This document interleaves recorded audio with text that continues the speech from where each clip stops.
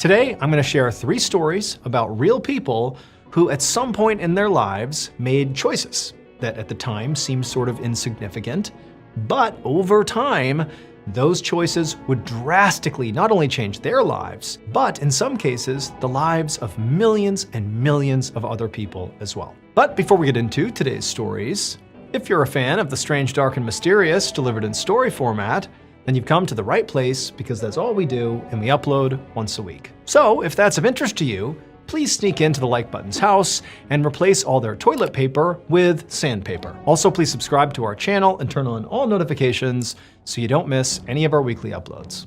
Okay, let's get into today's stories.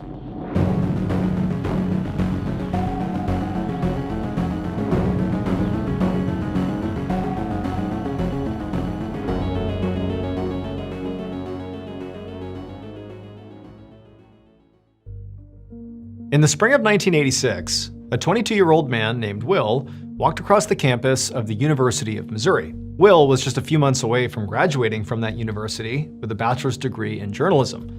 But recently, he was starting to feel like he actually didn't want to be a journalist after all. He didn't have any real passion for journalism. However, he did have passion for Hollywood movies. Will had lived in Missouri his whole life, and now he was, going to college in Missouri as well, so he was pretty sheltered, hadn't really gone anywhere. So for him, movies had sort of been like this magical portal into a different world.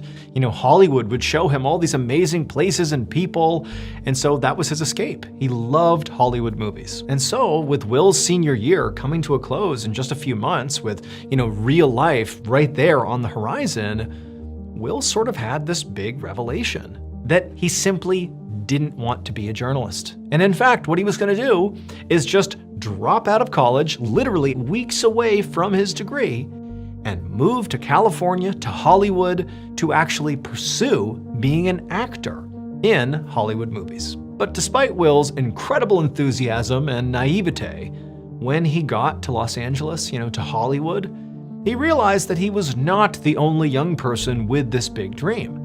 There were loads of aspiring actors and actresses who loved Hollywood and wanted to break in that were here, basically competing for all the same roles in all the same films. Now, this didn't deter Will. He wasn't totally shocked. Of course, people wanted to be big movie stars and come out here and try their hand. And so he went out and auditioned constantly. He didn't care what movie it was. He wanted to be in one, but he just was not getting the work.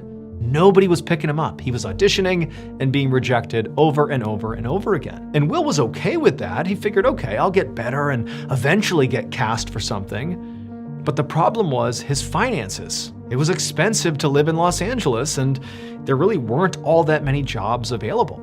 During the day, Will really wanted to focus on just auditioning constantly, and so the only work he could reasonably take was sort of side gigs that he could work late at night or early in the morning. Except, again, there's so many people trying to do what Will is doing, aspiring actors and actresses, that basically all the side gigs in LA were sort of already taken.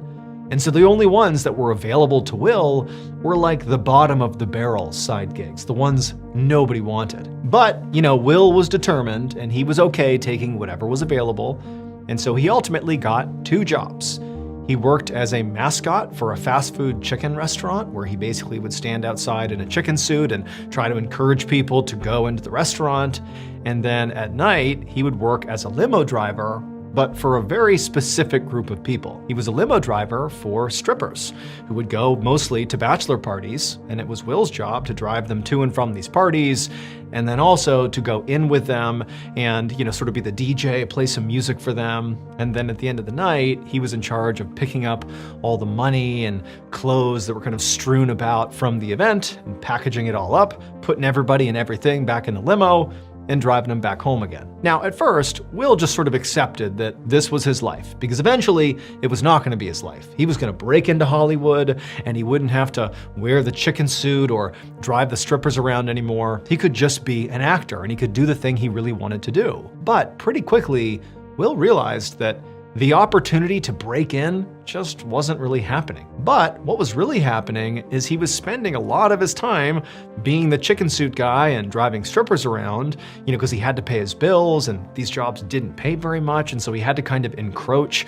on the daytime hours and work more hours during that time that he would like to be auditioning just to pay his bills. And then when he would audition, he just continued not to get cast. And so before long, it just sort of felt like he was working these two kind of awful jobs all the time, barely sleeping, so that he could just get rejected over and over and over again and not break into Hollywood? It was depressing. And ultimately what he decided to do was, I'm gonna quit one of my jobs. He decided he would quit the limo stripper job and just do the chicken suit job to buy a little bit more time during the day so he could audition a little bit more, and for a little while he would just put all of his effort into that and hopefully land a big spot. And if he didn't, well, then his big dream likely was not gonna pan out and he'd have to move back home. But on Will's final shift as a stripper driver, one of the strippers actually said something to him that totally changed his life. He was driving him around on their way to bachelor parties, doing this and that. And at some point, Will struck up a conversation with this woman.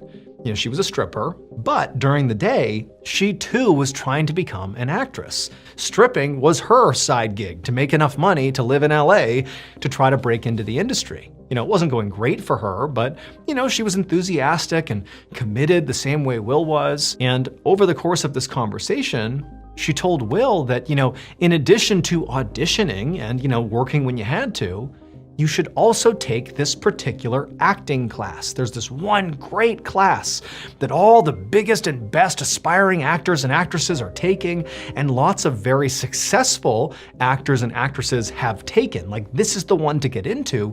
You really ought to divert some of your time during the day to going to this class. And for Will, he appreciated the input, but he's thinking like, that's not really gonna help me. Right now, I don't need to learn how to act. That's gonna take way too long. Like, I don't need that. I need action. I need to audition. I need to just be given a role, and then my training will be on the job. I'll learn by acting, not by training to act. However, he's also thinking to himself as he's driving around all night and she's talking about how great this class is, that he's like, you know what?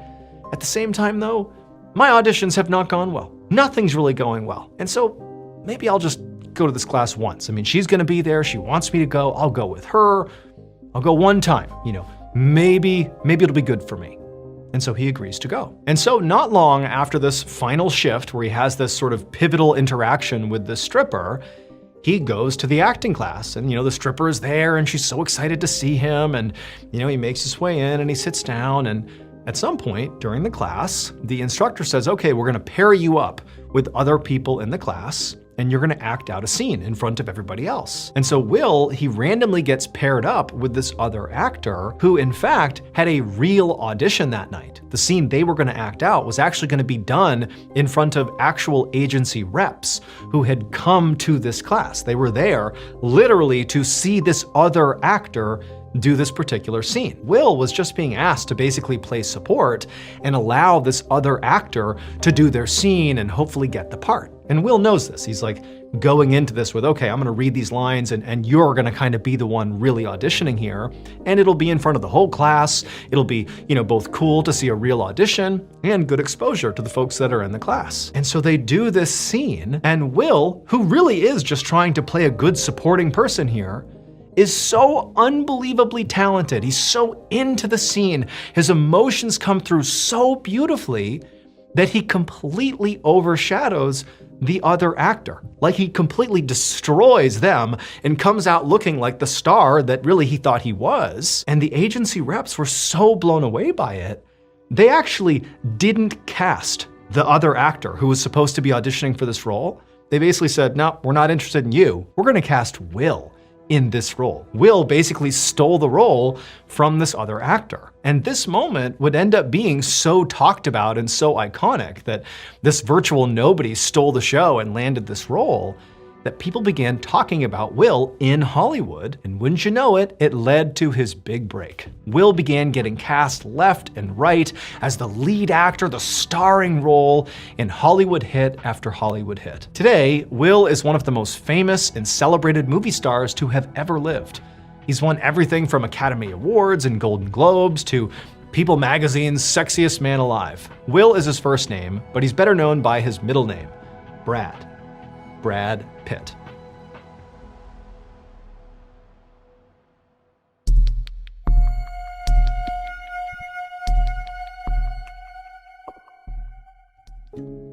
In early April of 1945, a 15-year-old girl named Etta curled up on a pile of blankets inside the basement of her aunt's house in Velp, which is a small town in the Netherlands. Etta's stomach hurt so badly, and she felt weaker than she ever had in her whole life, and this was because she was quite literally on the brink of starving to death. Etta was 5 foot 6 inches tall, but her weight had plummeted to just 88 pounds.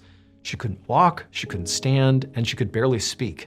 She was probably within a couple of days of actually dying. And despite the fact that, her aunt and her mother were right down there with her in the basement, along with some other refugees that her family was housing in the basement with them, nobody had food to give her.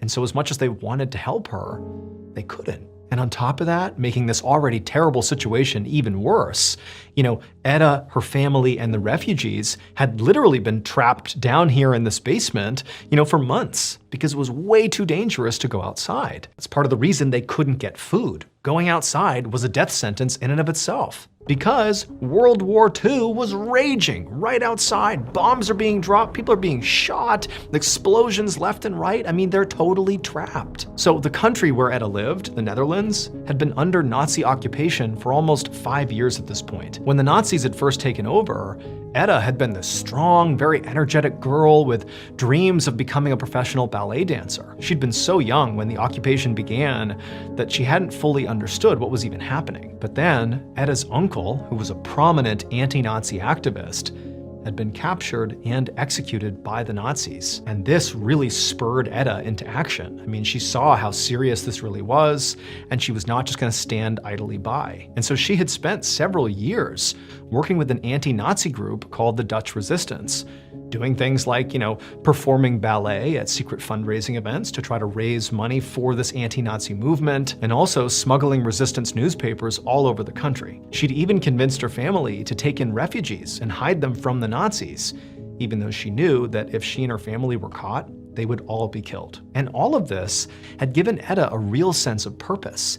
She felt like she was actually doing something tangible to fight the Nazis. However, about 9 months earlier, the Nazis had cut off supply lines into the Netherlands, and since then, the entire country had been completely devastated. People had basically no food, they had zero access to medicine, running water, or electricity, and so Etta, like many other people in this country, had begun to starve. And she'd gotten so sick and so weak that as she was starving, she couldn't do any work with the resistance at all anymore. All she could do was literally just lie in this basement and effectively wait to die. And that particular day, as she listened to the sound of planes, gunshots, and sirens going off outside, Etta prayed to God for help. But the only response she got was a high-pitched whistling sound, then a deafening blast. The floor shook, glass shattered, and everything went black. Sometime later, we don't know exactly how long, probably days, Etta came to.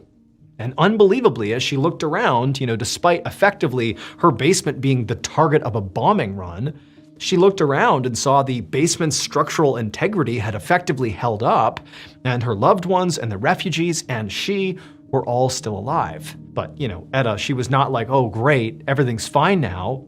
It was more like, okay, the Nazis are getting closer. And if they've bombed us just now, I'm bound to be bombed again, or I'm gonna starve to death, like the end is right on top of us. But as she kind of looked around and continued to take stock of the situation, she realized something was very different. Over the last several weeks and months, the constant bombardment of bombs and guns and sirens and chaos outside was near constant. But right now, even though they've just recently been bombed and barely survived, like the Nazis must be right on top of us, despite that, she's listening and she can't hear anything outside. There's no explosions, no gunfire, nothing. It's quiet. Etta and her family were much more confused than anything else. But eventually, they worked up the courage and, with the help of her mother literally carrying Etta, the group of them, along with the refugees, walked out of the basement to see what was going on outside. And when they got up there, what they found were the streets were full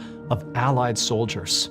And they saw Dutch people crying and hugging, saying it was all over. And that's when Etta, her family, and the remaining refugees that were with them realized the Allied soldiers had liberated their city. For the first time in nearly 5 years, they were now free from Nazi occupation. If that bomb had struck more directly on their basement, or if the war had simply gone on for even just one more day, Etta could have very easily died in that basement. Instead, she survived. Sort of against all odds, she survived. Shortly after coming out of the basement, the Allied powers didn't just liberate that city where Etta lived. They fully eradicated the Nazis across Europe. The Allies won, and World War II finally ended. And Etta, who basically shouldn't be alive at this point, went on to have this unbelievable post-war life. Before the war, Etta had dreamed of becoming a professional ballet dancer. But during the war, she had suffered all these injuries and really had been affected by malnutrition, and it left her with long-term health problems that effectively made dancing full-time not a possibility. So instead, she began modeling and acting, and eventually she moved to Hollywood. And in 1953, so 8 years after nearly being blown up by the Nazis and starved to death by the Nazis, Etta starred in a movie called Roman Holiday. And she actually won an Academy Award for her performance, even though World War II had taken a lot from Etta and her family. I mean, it had nearly killed her, and it also took away her dream of being a ballet dancer. Despite that, experiencing the war so intimately like she had been forced to, it had instilled this incredible poise and discipline and a real quiet strength in her that would make her one of the most successful actresses of all time. Etta was actually just her nickname, and when she started making it big in Hollywood, she abandoned it and began going by her full name, Audrey Hepburn.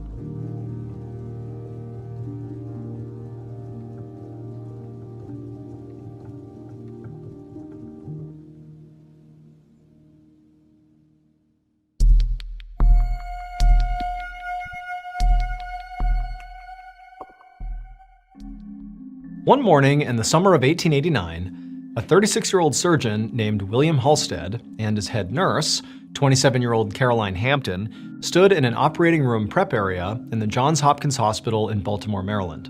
Dr. Halstead was the surgeon-in-chief of this hospital, and that morning, he and Caroline were getting ready for a surgery. Now, Dr. Halstead had already washed up and was prepped, and now he was watching Caroline very closely to make sure she followed his hygiene requirements exactly. Caroline stood in front of a row of sinks that were all filled with different cleaning agents. She started by washing her hands with scalding hot water and medical-grade antibacterial soap. Then she cleaned her nails with brushes and files. Then she dipped her hands in acid. And then she finally finished with a 5-minute soak in a highly corrosive liquid called mercury bichloride. Dr. Halstead ran a really tight ship, specifically when it came to hand washing. And this was the process he believed was the safest. And Dr. Halstead's theory that basically nuking your hands with cleaning agents before doing anything in the medical field actually made him sort of unique at the time. Because this was 1889. And hand washing was just not very common, not even in hospitals. Germ theory, which is the idea that illnesses can spread by germs that we can't see, and they're all over us on our hands in particular, and so we have to kill the germs to prevent the spread of illness, right? That theory, germ theory, was very new at the time. And truthfully, a lot of doctors at the time didn't believe in germ theory, which meant they didn't do things which we would now consider standard hygiene practice in hospitals, like, basic hand washing and regularly disinfecting tools and surfaces. And Dr. Halstead was a huge proponent of germ theory and aggressive hand washing. And so he had instituted this whole multi-step awful hand washing routine for his whole surgical team at Johns Hopkins. And the results had actually been fantastic. He had one of the lowest surgical mortality rates in the whole country. But despite that, people still sort of thought Dr. Halstead was crazy, including his own staff who, complained about these highly corrosive cleaning materials that they were rubbing all over their hands all the time. Like even if this worked, this was kind of awful. But despite that, Dr. Halstead was not about to change his protocol. He knew it worked, even if it hurt. But that particular day, as Dr. Halstead and Caroline sat there letting their hands air dry after dipping them repeatedly in acid, he couldn't help but notice when he looked over at Caroline that her hands and her forearms looked really bad. Like they were blistered and just totally damaged from clearly doing this process all the time. And Dr. Halstead, he just sort of felt bad about it. And the reason he felt bad about it was sort of twofold. One, Caroline never complained, even though obviously every day when she would do this procedure that he is forcing on her, she was hurting herself in the process, but she never complained. And so that's actually why he had elevated her to head nurse, because he thought she had such grit and determination and she believed in the process, and so he had made her head nurse. But the other and more prominent reason why Dr. Halstead felt sort of bad about Caroline in particular and the condition of her hands and forearms was because Dr. Halstead was secretly totally infatuated with Caroline. Now, he had never told her that. This was something he kept completely inside because he, one, thought he was too old for her, and two, he just kind of assumed that she would never be interested in him. So he just carried this intense love of Caroline and was very protective of Caroline, but she didn't really know. And so that was why when he looked over and saw her clearly in pain but not complaining, that because of his love for her, Dr. Halstead really, for the first time, began to question his big hygiene process. He knew it worked, but at what cost? His beloved Caroline was suffering because of him. And worse, he was sort of trapped. He would love to tell her that she didn't have to do that. Let your skin heal. I'm so sorry, Caroline. But if he did that, if he made an exception for her and said, don't follow this process anymore, people would find out, and it would totally undermine his credibility. His whole thing is he's like, everyone must follow this process to stop the spread of germs and stop the spread of illnesses. Everybody's got to do this. And so if he didn't make her, what does that say about him? And so as he's sitting there watching Caroline dutifully get ready for surgery, Dr. Halstead, for the first time, really began seriously considering if there was any way, any sort of workaround that maybe could lessen the pain for Caroline, just because he loved her. That was it. It wasn't a safety thing.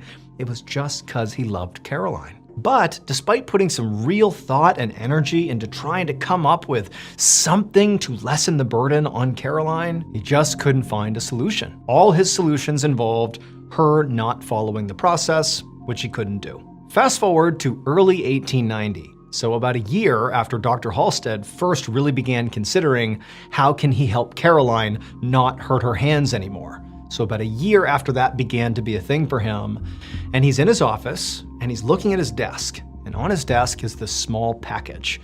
And he hasn't opened it yet, but he's so excited. He's also kind of nervous, but he feels like this is it. This is the thing I've been waiting for. So over the past year, Dr. Halstead had continued to iterate on how can I help Caroline? How can I keep her from hurting herself? And eventually he had this huge epiphany. He came up with this sort of outside the box concept and he pitched it to a company and said, hey, can you help me make these? And now sitting in front of him on the desk was effectively the prototype of this strange thing he had come up with, which again was just to help his love, Caroline. And so Dr. Halstead took a deep breath, he walked over and he ripped open the package, and inside were these two strange looking objects. And he picked them up, and without any hesitation, Dr. Halstead took the two objects, he left his office, hustled down the hallway to the OR prep room where he finds Caroline. And she's getting ready to wash her hands, for an upcoming surgery. And he stops her and says, here, and he hands her the two objects, and he says, don't wash your hands. Just use these. And with a confused look, with her bloody and blistered hands, she took the two objects and said, okay. 1 week later, and already Caroline's hands and forearms were healing up beautifully. And also, Dr. Halstead, over the course of this week, was so excited about his prototype and the progress that he was clearly seeing in Caroline's skin condition that he finally worked up the nerve to tell Caroline how much he loved her. And Caroline would actually tell him that, believe it or not, I'm in love with you too. And before long, Dr. Halstead proposed to Caroline and they got married. However, it was not their love that sort of was remembered for generations to come. Instead, the only reason we know about these two is because of that prototype that Dr. Halstead came up with, what he gave to Caroline that ultimately saved her skin. It was the perfect workaround to his hygiene hand washing process. In fact, these objects that he created were so effective that he and everybody else basically in medicine across the world began to use these brand new tools. And so it is almost entirely because of one man's love for a woman that we now have arguably the most used medical tool in the world. Dr. Halstead inadvertently created the world's first ever rubber surgical gloves. Thank you so much for watching. Let me know what you thought of today's episode in the comments. And remember, we have hundreds of videos for you to binge right now. But if you're looking for a recommendation from me of that one video that's worth your time, well, it's this one right here. So give it a watch. All right, until next time, see ya. Hey guys, today we have a really special video for you. So if you haven't already heard, we just released our second graphic novel, Where Nightmares Live, and it's available wherever books or audiobooks are sold. And what better way to get you guys a little sneak peek of this incredible piece of art than to tell you one of the new stories that is in this book. Again, our second graphic novel, Where Nightmares Live, is out right now wherever books are sold, so grab your copy today and follow along. And remember, your nightmares are waiting. Today's story is a good old-fashioned ghost story. But before we get into that story, if you're a fan of the strange, dark, and mysterious delivered in story format, then you've come to the right place because that's all we do, and we upload once a week. So, if that's of interest to you, the next time the like button has a big international flight planned, offer to buy them some snacks for the ride. But don't tell them your snacks are made entirely of Olestra, and they're laced with laxatives. Also, please subscribe to our channel and turn on all notifications so you don't miss any of our weekly uploads. Okay, let's get into today's story.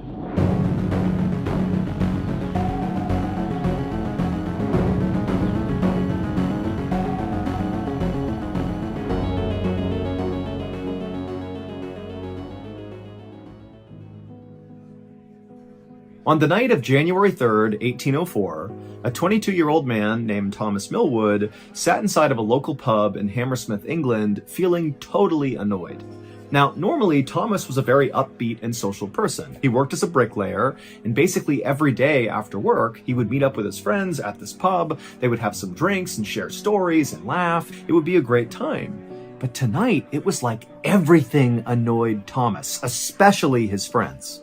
And as his friends droned on and on about the current drama going on in their town, Thomas finally had just had enough, and before he could stop himself, he stood up and slammed his beer mug down on the table, and right away Thomas knew he had overdone it, because immediately the pub went deadly silent, his friends all stopped, everybody's looking over at Thomas, and Thomas kind of muttered an apology, and then quickly grabbed his coat, he stood up, and just began walking like he was going to leave the pub. And the pub, again, is totally silent as he's walking, and then right as he's about to go out the door, his friends broke the tense silence in the pub, and they called out to him and said, "Hey, be careful out there."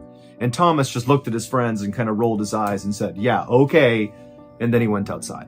Thomas decided he would walk to his parents' house, which was not far away, and he would just sit by the fire and warm up for a bit before he had to go back out later that night to meet up with his wife. His wife worked long hours and she often worked late, and when she worked late, Thomas would meet her at work and escort her back home. And that's what he was doing tonight. And so Thomas began walking down Black Lion Lane, and per usual, Thomas was basically one of the only people outside. Hammersmith used to be this very friendly and bustling place. It was home to 45,000 people. It was located right on the outskirts of London, and lots of rich people like to go there to vacation. But recently, there had been a string of all these increasingly bizarre sightings, or attacks as people were calling them, in Hammersmith, and it had all the residents completely on edge to the point where people were not going outside. Now, Thomas thought it was totally ridiculous and thought people were completely overreacting, and so he had been doing his best to ignore the drama going on in town, but it was getting harder and harder to do that. As Thomas rounded a corner, he nearly walked into two men that were walking the other direction. And when Thomas looked up to say he was sorry, one of the men screamed, "Get back!" And he was holding a club in his hand, and the other guy had a pistol in his waist, and he had his hand on the pistol grip. Thomas instinctively threw his hands up to show he was not a threat, at which point the man lowered his club, and the other guy took his hand off his pistol, and one of them said to Thomas, "Hey, it's dangerous to be out here alone. You should not be out here by yourself." And then before Thomas could say anything to them, they quickly walked past him and disappeared around the corner. By now, Thomas was only a few houses away from his parents' house, and so he just kind of brushed off the incident and sped walked his way to his parents' house, kind of cursing the two men under his breath for their ridiculous warning about how dangerous it was out here. A minute later, Thomas arrived at his parents' house, and he walked up to the door, and normally his parents would keep the door unlocked, but when he tried it, it was locked, and then a second later, he heard his sister, Anne, inside the house coming to the door, and she called out through the door, "Who's there?" And Thomas is like, "It's me, Anne." But apparently that was not enough, and Anne called through the door, "Well, I don't know if it's really you, so back up so I can see you through the peephole." Thomas rolled his eyes, but he did what his sister asked. He stepped back and allowed her to see his whole person through the peephole, at which point he heard Anne fumbling with the lock. The door was unlocked. She opened it up. Thomas stepped inside, and his sister immediately shut and locked the door behind him. And her first question to Thomas was, "Well, did you see it?" Thomas immediately wished he had not come to his parents' house to avoid talking about this stupid topic, but he realized that if he had gone back to his house, he likely would have gotten the same question from his mother-in-law, who lived with him and his wife. Because actually, it didn't really seem to matter where you went in Hammersmith or who you talked to, because the conversation was always going to be the same. It was going to be about these attacks, because the people of Hammersmith were absolutely convinced these attacks were being committed by a ghost. It all started about 2 months earlier when somebody spotted this mysterious figure lurking in the church cemetery. And Thomas thought really the hysteria should have stopped right then and there, because only a couple of days after the sighting, it was figured out that the figure was actually just the butcher's son, and he was just dressing up in women's clothes, walking around in the cemetery to scare his friends. It was a prank. That was it. But the hysteria in town did not go away, because a week after this first weird sighting, there was another sighting in the cemetery. A local chimney sweep said he saw someone walking around in the cemetery who disappeared into the ground. Now, admittedly, a lot of people in Hammersmith, when they heard about this second sighting, they did kind of brush it off as just hysteria. But it was after this second sighting that the so-called attacks began in town. Late one night, a local resident was walking past the cemetery when something came up behind them and began choking them, and this resident was able to break free and run away to safety, but they turned and got a look at whatever was attacking them, and they described it as a phantom. Shortly after that, a local carriage driver was going past the cemetery when they got out for some reason, and then this creature with horns on its head came charging out and confronted the carriage driver, who apparently just turned and ran away, abandoning his 8 horses and 16 passengers. And so by late December, there had been so many more of these strange attacks and weird sightings in town that basically everybody in Hammersmith, save for basically Thomas, was totally gripped by fear. And as terror kind of spread across town, Thomas had attempted to convince his wife and mother-in-law and his family that there was just no way this was a real ghost. This is people's paranoia and their imaginations running wild. That's all this is. But Thomas's theory was really put into question when just a few days earlier, so a few days before he stormed out of the pub because he was so annoyed, somebody had died following one of these attacks. A pregnant woman had died. The woman had been walking alone near the church cemetery at about 10 p.m. at night when something in the cemetery had rose up out of the ground, rushed over to her, and grabbed onto her, and she barely had time to kind of turn and look, and she saw this kind of white flowing robe and a long pointed white hat, and that was all she remembered, because then she passed out. Then she woke up again and she was in somebody's house and her neighbors were all around her. They had found her passed out in the cemetery and carried her there. And so she comes to, and she's only able to choke out the story of what happened to her, the ghost attack, before she died. And so following this pregnant woman's death, the town of Hammersmith offered a reward for anybody who could capture or kill the ghost, which was now being dubbed the Hammersmith Ghost. The night watchmen began doing extra patrols. In fact, those 2 men that Thomas had turned the corner and bumped into, one guy had the club, the other guy had a gun, those guys were on their own patrol. And so the ghost and how to capture or kill it was basically the only thing people in Hammersmith wanted to talk about, and it totally annoyed Thomas. It was what was being talked about at the pub by his friends when he got so mad he slammed the cup down and left the pub. To Thomas, the idea of capturing or killing a ghost made no sense because a ghost is not real. Now, by this point, the butcher's son had come out and said, look, I didn't do any of these other attacks. That's not me. I only did the first one. And he had an alibi to prove it. But to Thomas, this didn't rule out that the ghost was not a person. To Thomas, he just felt like, okay, then there's somebody else in town that's just copying the butcher's son's prank, except obviously they've taken the pranks too far because they've gotten someone killed. At about 10 p.m., Thomas was inside of his parents' house, sitting by the fire, just kind of beginning to doze off. And as he sat there, he thought to himself how little he wanted to go out into the freezing cold night to go walk with his wife all the way back home. He'd much rather just stay here and sleep for the night and let his wife walk home on her own.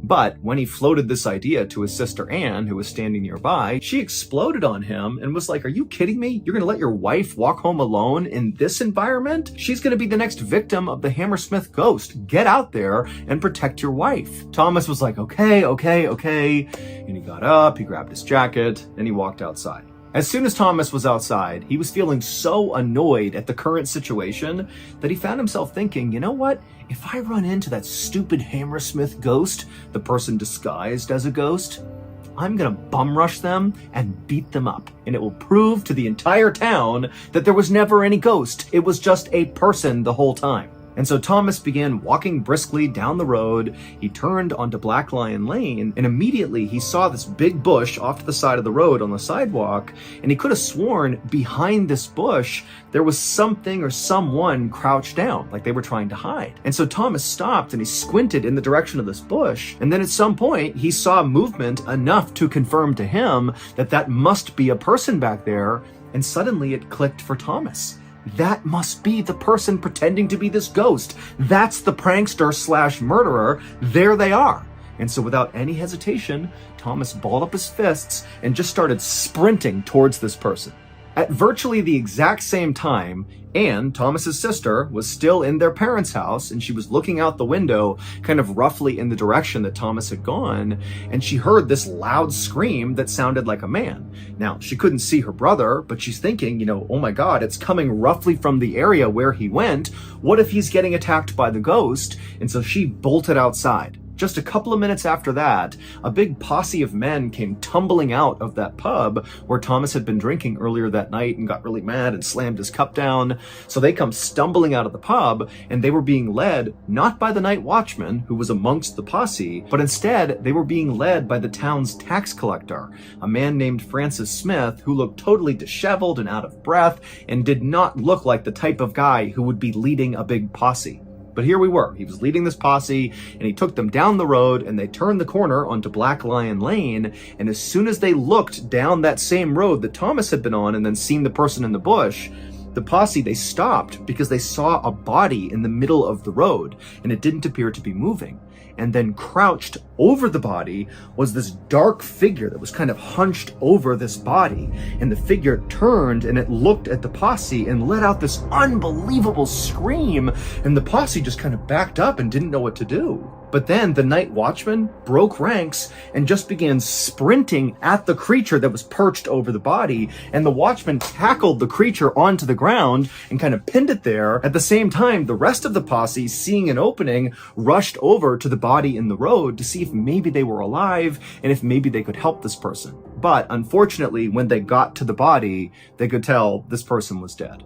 The posse believed they had just discovered the latest victim of the Hammersmith Ghost and the Hammersmith Ghost themselves, the black creature that the watchman tackled onto the ground. But they were wrong. When Thomas had rounded the corner onto Black Lion Lane and he looked into that bush and he saw that figure moving around, it really was a person. It was not a ghost, it was a human being. It was Francis Smith, the town's tax collector, and he was hiding behind the bush. However, Francis was not hiding behind the bush because he was pretending to be the Hammersmith Ghost, like Thomas was assuming, which is why he ran after him.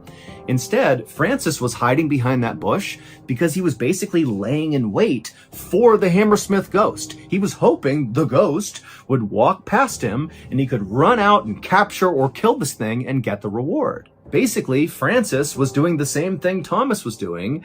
The only difference was Francis actually believed in the ghost and Thomas did not. And it was just Thomas's bad luck that that night he had chosen to wear his all-white work clothes, which to Francis, who's hiding in the bush, terrified and waiting for the ghost, he sees Thomas in these white clothes and he was absolutely convinced he was the Hammersmith Ghost. And so when the two men spotted each other, they both attacked, except Francis had a rifle. And so when Thomas ran up to him to basically punch him in the face, Francis just raised his gun and fired. And the bullet hit Thomas directly in the face, which killed him instantly.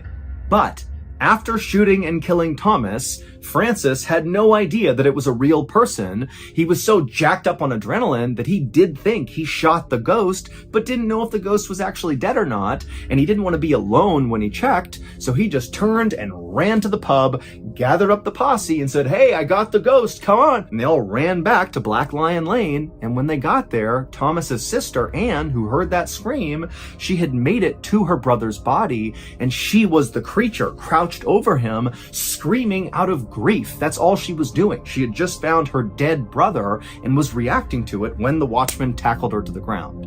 But luckily, the posse quickly realized this is not a ghost, this is Thomas and his sister, and so his sister was not harmed. And so, on January 11th, 1804, Francis Smith was found guilty of murder and sentenced to death. But 5 weeks later, the King of England would pardon Francis and shorten his sentence to just 1 year. The Hammersmith Ghost incident was debated for more than 150 years, and ultimately it led to a modern-day ruling that says a person is allowed to use self-defense if they truly and reasonably believe they're in danger, even if they are wrong about the danger they face. The true identity of the Hammersmith Ghost, not the very first one, which we know was the butcher's son, but all the other instances, all the other attacks, well, it would turn out it was the town's shoemaker who would confess to his crime following Thomas's murder.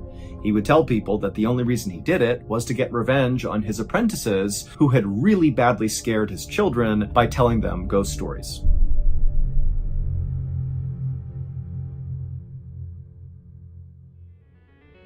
Thank you so much for watching.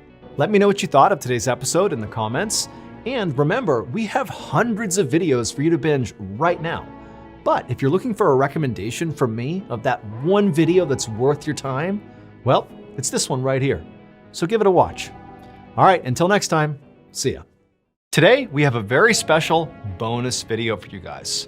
It's a collection of 5 fan favorites that are all just straight nightmare fuel. Now, even if you've heard or seen one or all of these stories before, keep in mind they've all been completely re-edited for today's episode, so it should feel like a brand new viewing experience. But before we get into today's 5 stories, if you're a fan of the strange, dark, and mysterious delivered in story format, then you've come to the right place because that's all we do, and we upload once a week. So if that's of interest to you, please offer to do the like button's laundry. But when you do a load of their colored clothes, go ahead and just fill it up with a whole bunch of bleach. Also, please subscribe to our channel and turn on all notifications so you don't miss any of our weekly uploads. Okay, let's get into today's 5 stories.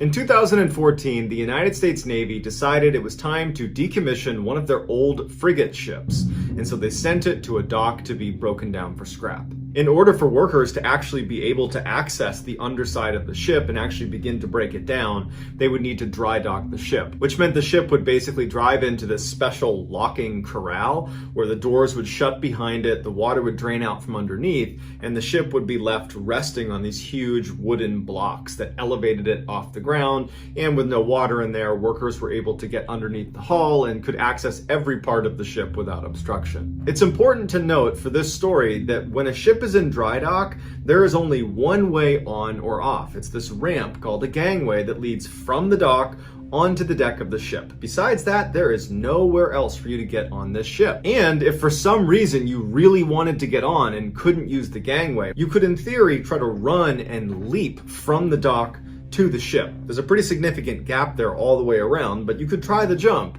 But if you weren't successful at grabbing onto the ship, you would fall multiple stories, probably to your death, because there's no water in the dry dock. So this old frigate ship that was being decommissioned was officially dry docked in July of 2014. The first group of people that went on board the ship to begin dismantling it were military personnel. They were in charge of removing all of the sensitive equipment before civilians were allowed to go on board. The military personnel begin to wrap up, and it's getting late in the day, and they tell the foreman, who's in charge of all of the civilian workers that are going to be going on and finishing this decommissioning of this ship, they go to the foreman and they say, hey, we're done, we're wrapped up for the night, your workers are good to go, they can get on here tomorrow. The foreman would send a message to his boss that night, letting him know that they were on track to start work the next day. The boss would respond and say, hey, can you go on there tonight and take pictures of all the different workstations so we know how many people that we need to place in different segments of this big ship. So the foreman walks onto the ship and proceeds to take hundreds of pictures all over the inside of the ship. Now, the ship itself was pitch black inside. There was no electricity and it was nighttime. So he had a flashlight the whole time, but whenever he took a picture, he would turn his flashlight off and then use the flash on his camera before going back to his actual flashlight. So all night he's going room to room taking all these pictures, and at some point he realizes he's photographed everything he needs to. So he leaves, he goes back to his office, he uploads the pictures and he sends them to his boss. His boss wrote back almost immediately and just said, who's the guy with the axe? Now, the foreman has no idea what he's talking about. He was just in the ship by himself for a couple of hours and didn't see anyone. So he reads the email again to make sure he read it correctly, and he sees that his boss has actually attached the picture he is referring to. Here is this guy clearly clutching an axe in a hallway that he was just in. And even creepier is the foreman is looking at where this picture was taken, and it was relatively early on in his photo shoot. And he had walked past the exact area where this guy is poking his head out of, which means the whole time he was down there, this guy with an axe was there with him. They review the security footage of a camera that was aimed directly at the ramp, the one entrance in and out of this ship. And from the time the foreman left, no one else left. So they don't know how he got on or how he got off without being detected, but somehow he did.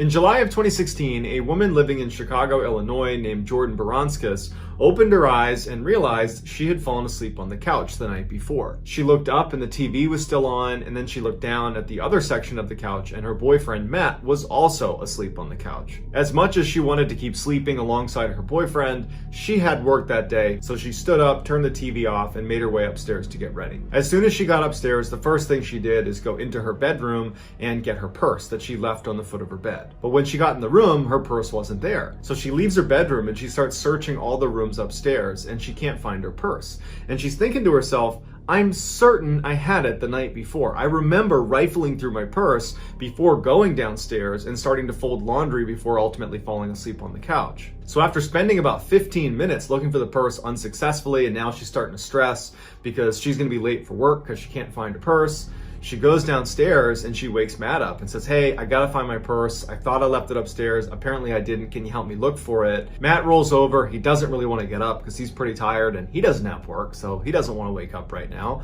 And he says, well, are you sure you didn't leave it at the restaurant last night? I mean, if you already looked, it's probably not here. You want to just give him a call and see if you left it there? Jordan was immediately really annoyed by his reaction because she just wanted him to stand up and help her look for the purse because she had work and he could just go back to sleep.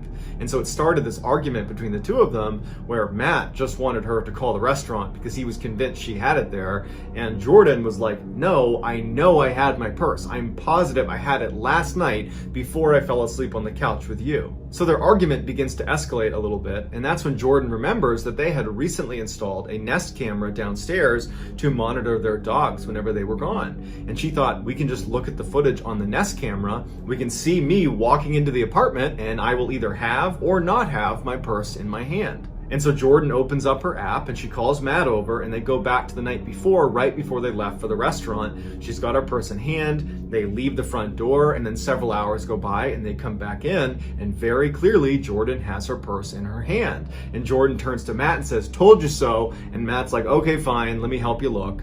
And as they're about to put the app down, she realizes on the Nest camera timeline that motion was detected at 3:30 in the morning when they were both clearly asleep on the couch. And so she calls Matt back over and says, "Here, look, there's motion detected at 3:30 in the morning," and they hit play. After the couple had fallen asleep on the couch with the TV on, a hooded figure emerges from their upstairs hallway and stands at the top of the stairs and just watches the two of them sleep. Before he left, he stole her purse along with a couple of other things from their apartment. And somehow this guy has never been caught, and he's been given the nickname Creeper Ghost.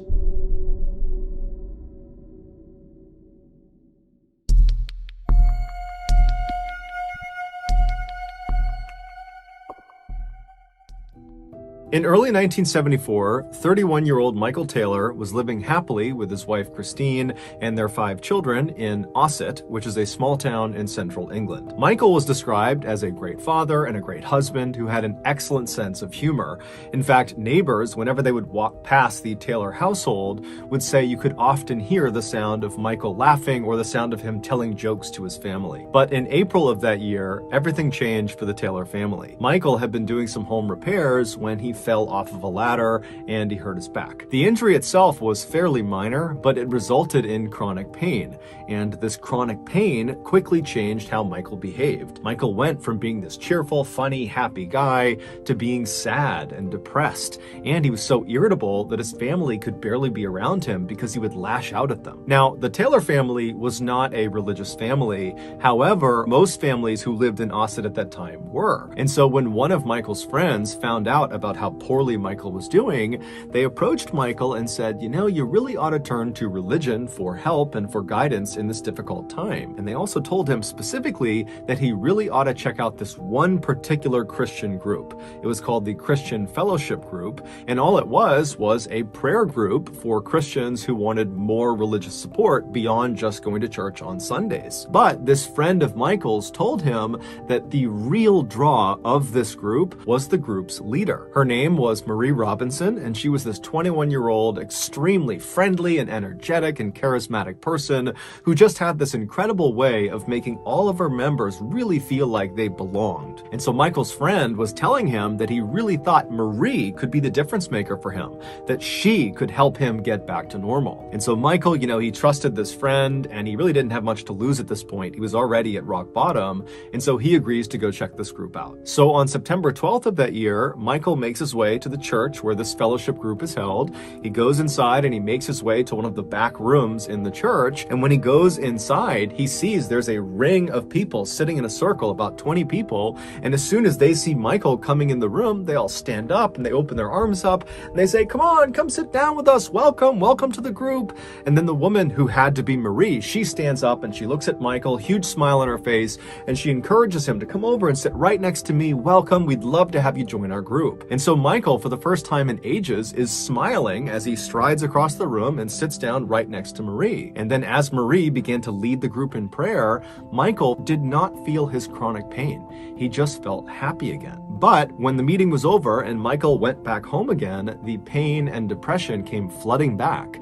It was like the only place he could be happy was inside of the church at this fellowship group. And so over the next couple of weeks, Michael completely prioritized this group. He went to all of their meetings, and over the course of these couple of weeks, Michael became very close with Marie, and apparently Marie became very close with Michael, to the point where the two of them would stay after the meetings were over, and just those two would sequester themselves in quiet prayer. No one knew what they did in there, but it just seemed like they were developing a real relationship. And in fact, many people in this group suspected they were having an affair. And before long, the rumors in the church had spread outside and were all over Ossett. Ossett, and then before long, Christine, Michael's wife, was hearing from a friend or a neighbor that apparently Michael was having an affair with Marie. Now, Christine had already suspected her husband was having an affair with Marie because Marie was the only thing Michael talked about when he got home. So, on October 1st of that year, only a couple of weeks after Michael had first attended this group, Christine waited until Michael had left the house to head out to one of the group meetings,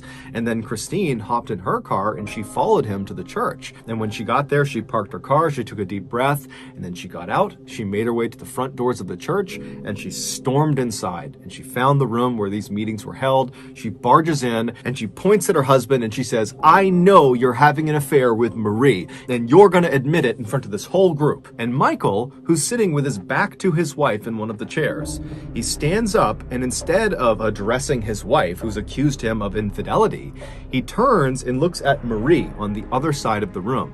And when Marie made eye contact with Michael, she screamed. She would later say Michael did not look human. He looked like a beast and he had wild eyes. And so as Michael is standing there staring at Marie with this very aggressive face, he began breaking out in tongues. Speaking in tongues is where the speaker will be saying or uttering words or sounds that sound like language, but the speaker doesn't know what they mean. The idea is some entity has come inside of their body and this entity is dictating their speech. And so Michael is broken out in tongues. He's barking these words and sounds at Marie, and everyone inside of the room has no idea what to make of this. Everything has happened so suddenly and it's so surprising. You have the wife suddenly coming in and aggressively accusing her husband of cheating, and Michael is not responding to it and he's acting totally crazy. And then before anyone can do anything, Michael goes from just barking in strange languages at Marie to suddenly rushing across the room as if he's going to attack her.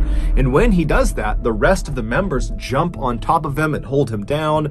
And despite there being like 10 or 15 people holding him down, Michael is still trying to get up and he's screaming and snarling and yelling at Marie. And then Marie suddenly breaks out into tongues too. And it's only then that Michael stops trying to force himself up out of this pig pile that's on top of him, and instead he just continues to speak in tongues to her. And so the two of them are looking at each other speaking in tongues, and the rest of the group is just totally dumbfounded, and so they just begin praying. And then after about an hour, Michael just collapses. It's like he went unconscious. And at that point, everybody in the room just goes silent and they look at Michael, and then Michael kind of opens his eyes and it's almost like he's waking up, and he begins looking around frantically trying to figure out what had just happened. Michael would claim he had no memory of what had just happened to him. And so at this point, Marie would tell him and Christine that she believed Michael was possessed by a demonic force, and the only thing they could do at this point would be to perform an exorcism. An exorcism is an expulsion or attempted expulsion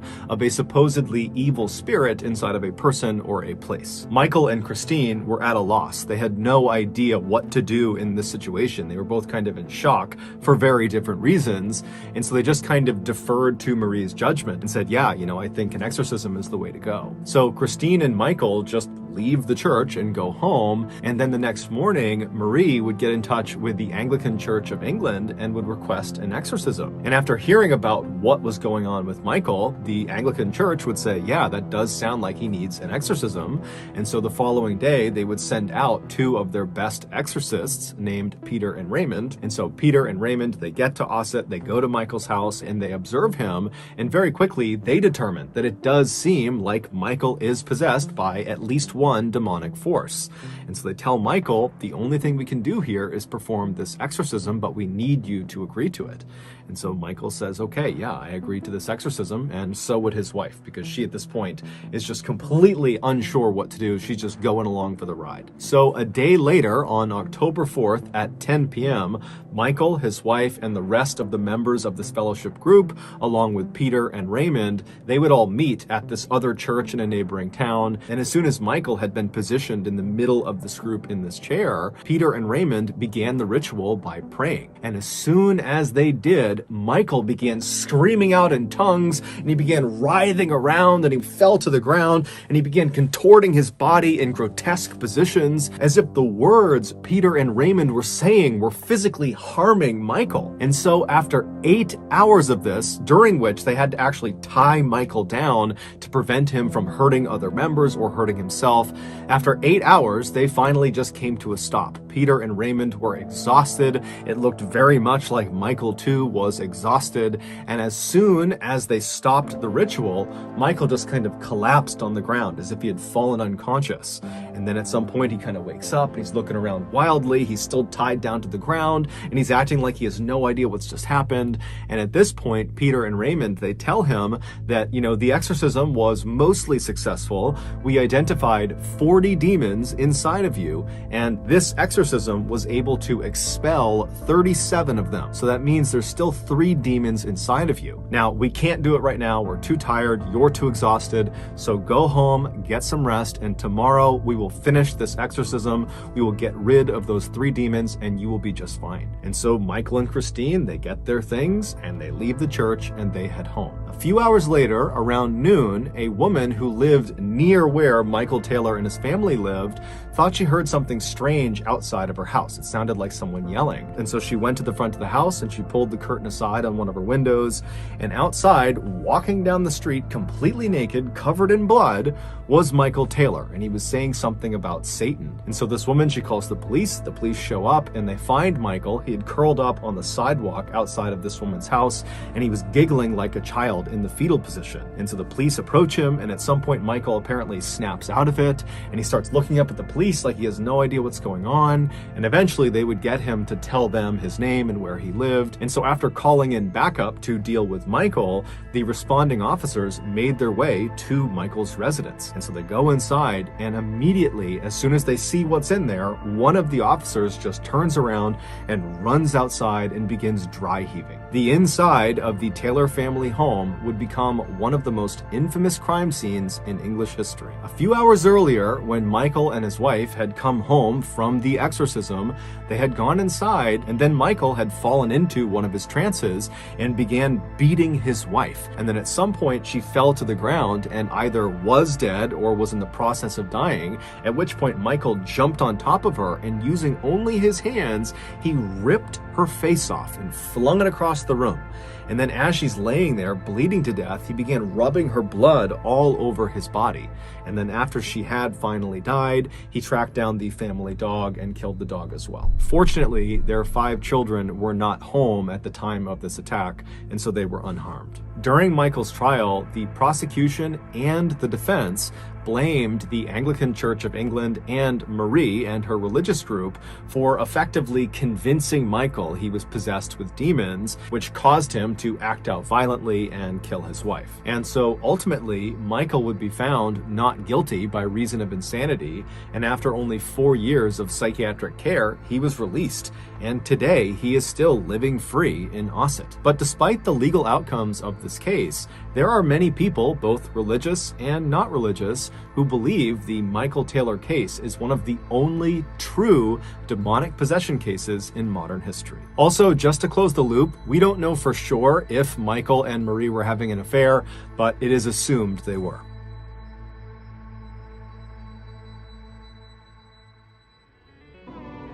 It begins here. From the director of It comes It, Welcome to Derry, the chilling new HBO original series exploring one of horror's biggest terrors, Pennywise the Clown. Set in 1960s Derry, Maine, the new HBO original series premieres Sunday, October 26th on HBO Max. Also, you can listen to the official It, Welcome to Derry podcast wherever you get your podcasts.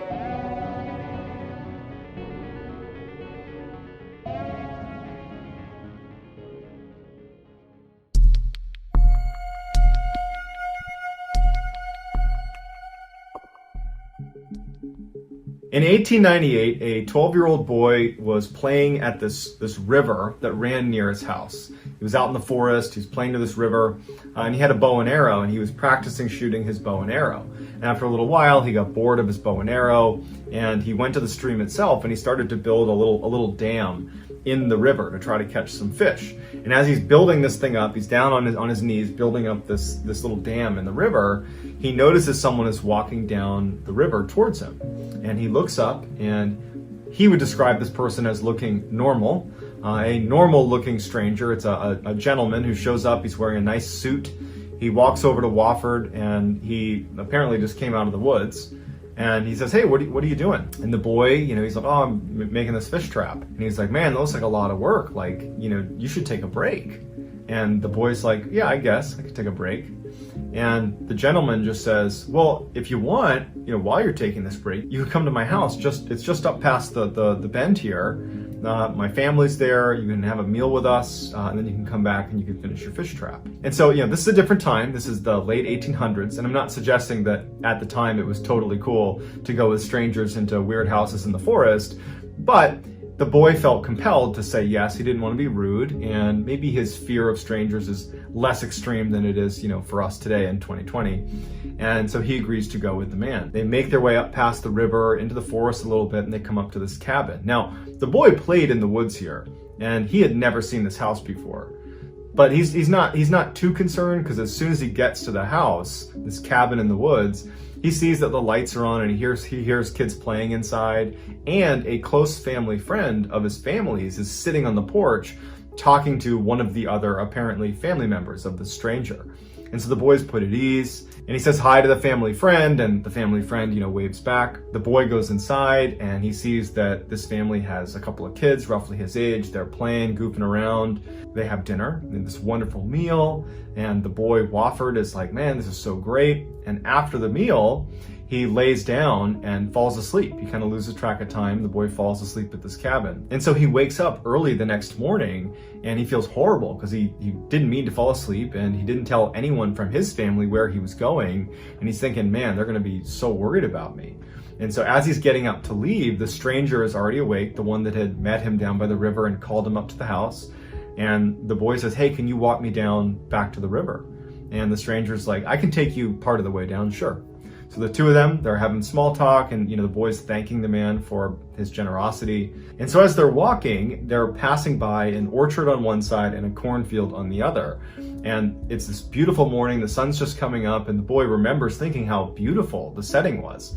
But he also was thinking, like, I don't even know where I am right now. And I'm assuming he's walking me back to where I live, but this doesn't look familiar at all.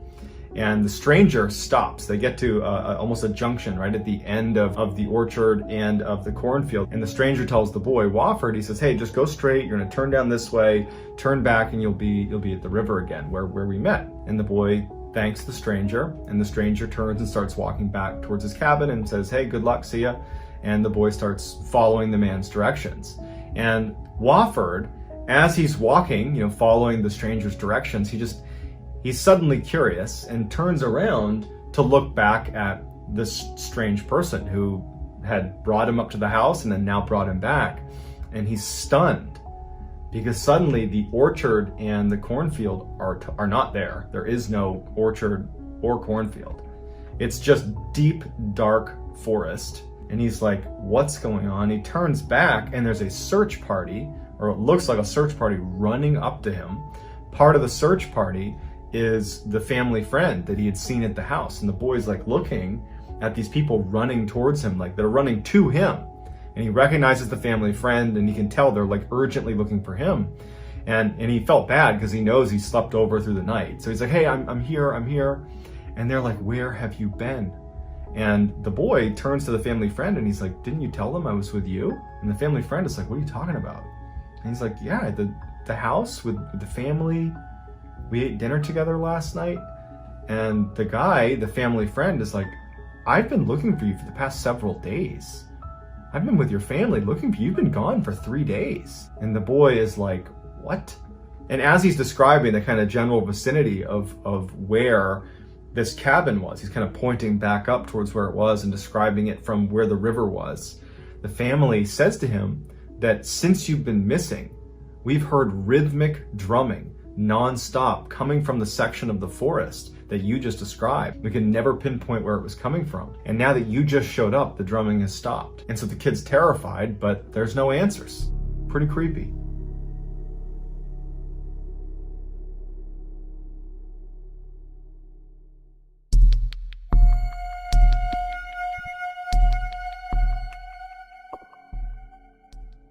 By early 1999, Christopher Case was living his best life. He was 35 years old. He had moved out to Seattle to pursue a career in music, and he had landed a job at a music company in Seattle, and he had risen to the rank of executive at that company. He was incredibly fit. He was known for being at the gym 7 days a week. He took vitamins. He took his health very seriously. He had loads of friends. People really liked him. He was very close with his family.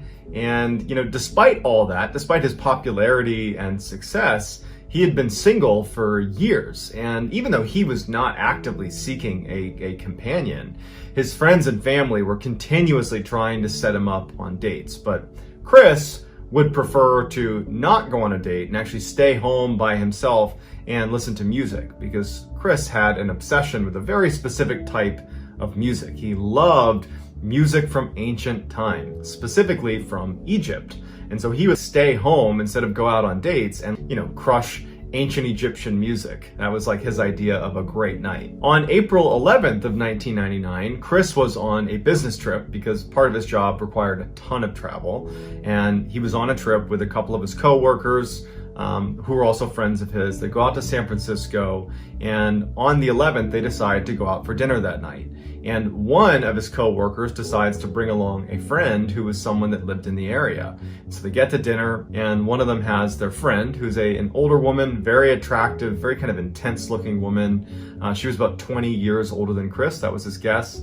And she sits down, and the four of them are just kind of having a nice conversation. And at some point, the older woman really takes an interest in Chris, and Chris takes an interest in her because it would turn out that they had a lot in common. And then she actually admitted to him that she was really into music from ancient times and actually has a specific interest in music from ancient Egypt. And so to Chris, he's like, how can this be? And he's like, this is my passion. I love that type of music. And they really hit it off. Now, Chris was not looking for any sort of romantic involvement with this woman. He was just so excited to talk about something he loved. And so all night, Chris and this older woman are chatting it up, and they're super into each other. He was looking at her purely from a platonic sense, but it was becoming clear by the end of the night, at least Chris was realizing this, that she was looking at him with a romantic angle. She was interested in Chris. And in fact, right as he's kind of realizing this, she asks him if he wants to leave with her and go back to her place. And he politely declines because he's not interested. He loved chatting with her about music and other things they had in common, but he wasn't interested in her romantically. And she became a little bit more aggressive and said, no, come on, let's get out of here. I got a place right down the road. We can go listen to music and hang out in my place. And he felt really uncomfortable, and he kept saying no, but she wouldn't let it go. And so finally, as she's literally trying to get him to say yes, he says, hey, you know what? I've had a long night. I'm going to go. And so he stands up to leave, and the woman goes from being very flirtatious and friendly to very angry at Chris. And she looks at him and kind of abruptly says to him, I'm actually a witch, and I'm going to put a curse on you. You're going to be dead within a week. Okay. And he just leaves. So the next morning, on April 12th, Chris gets up and he heads to the airport and he flies back to Seattle. When he lands in Seattle, he calls his friend Sammy, who was one of his very close friends back when he lived on the East Coast. He just wanted to share this weird experience with a close friend. And so they're kind of laughing about the whole thing. Neither of them are taking the curse seriously at all. It was like, you really dodged a bullet. It's good you did not go home with her. So in good spirits, Chris hangs up the phone with Sammy, and for the next 24 hours, Chris would fall right back into his regular daily life in Seattle. Nothing out of the ordinary happened. But all that would change starting the night of April 13th, which would have been 48 hours after his encounter with this woman in San Francisco. So Chris lives alone. He doesn't have pets. And he gets into bed that night, and he's laying there, and before he falls asleep, he hears whispering coming from outside of his bedroom in the kitchen area, kind of near the front door. And he's thinking to himself, like, I didn't just hear whispering. Like, what? No one's in here. What's going on? And he's hearing the whispering, and then it kind of stops. And before he gets up to investigate, he's like, okay, I probably was just hearing things. That wasn't real. And he's just kind of laying there trying to go to sleep, and then he hears it again.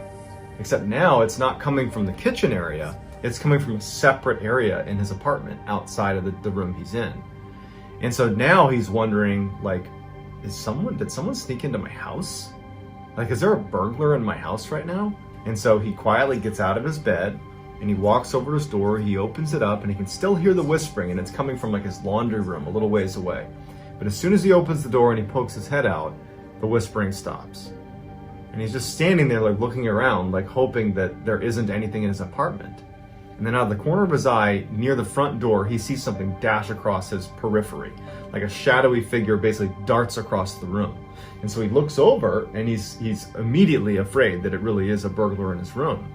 And as he's looking, he's turning the light on next to him, he's looking around, and he starts hearing the whispering again, and now it's coming from another section of his house. So he just starts turning on all the lights and looking around to try to like make sure no one's in his apartment.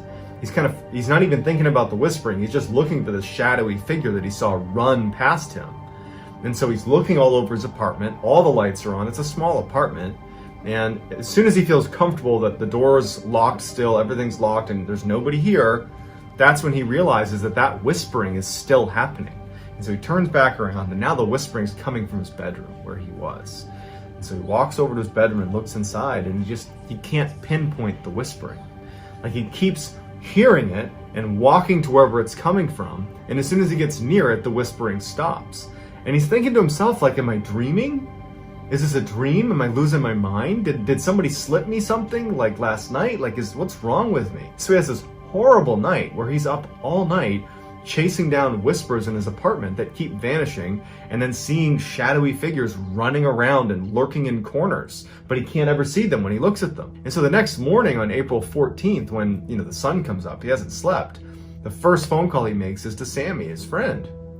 And he's totally panicked, and we know about this phone call because Sammy would tell police about all her interactions with Chris over the course of this week.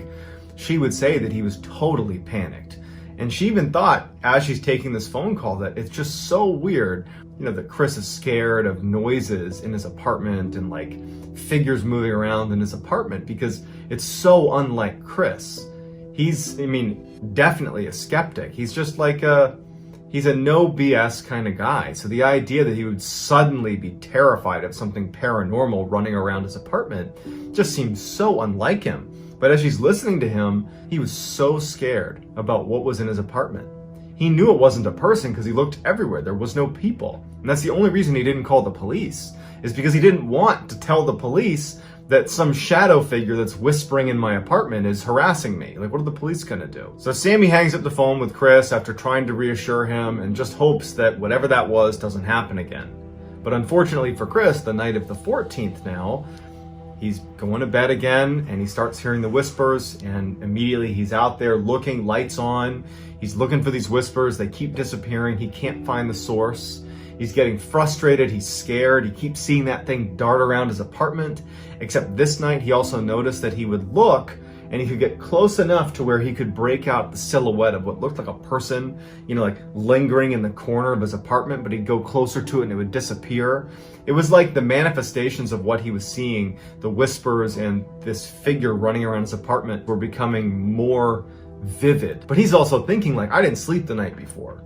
This could be my imagination. Like, I don't know if this is happening, but he's spiraling and he knows it. So the next day on the 15th, he doesn't call Sammy, but he calls a couple of his other friends that are anonymous, and they would all tell police that they got a similar story that Sammy had gotten that first night after the 14th.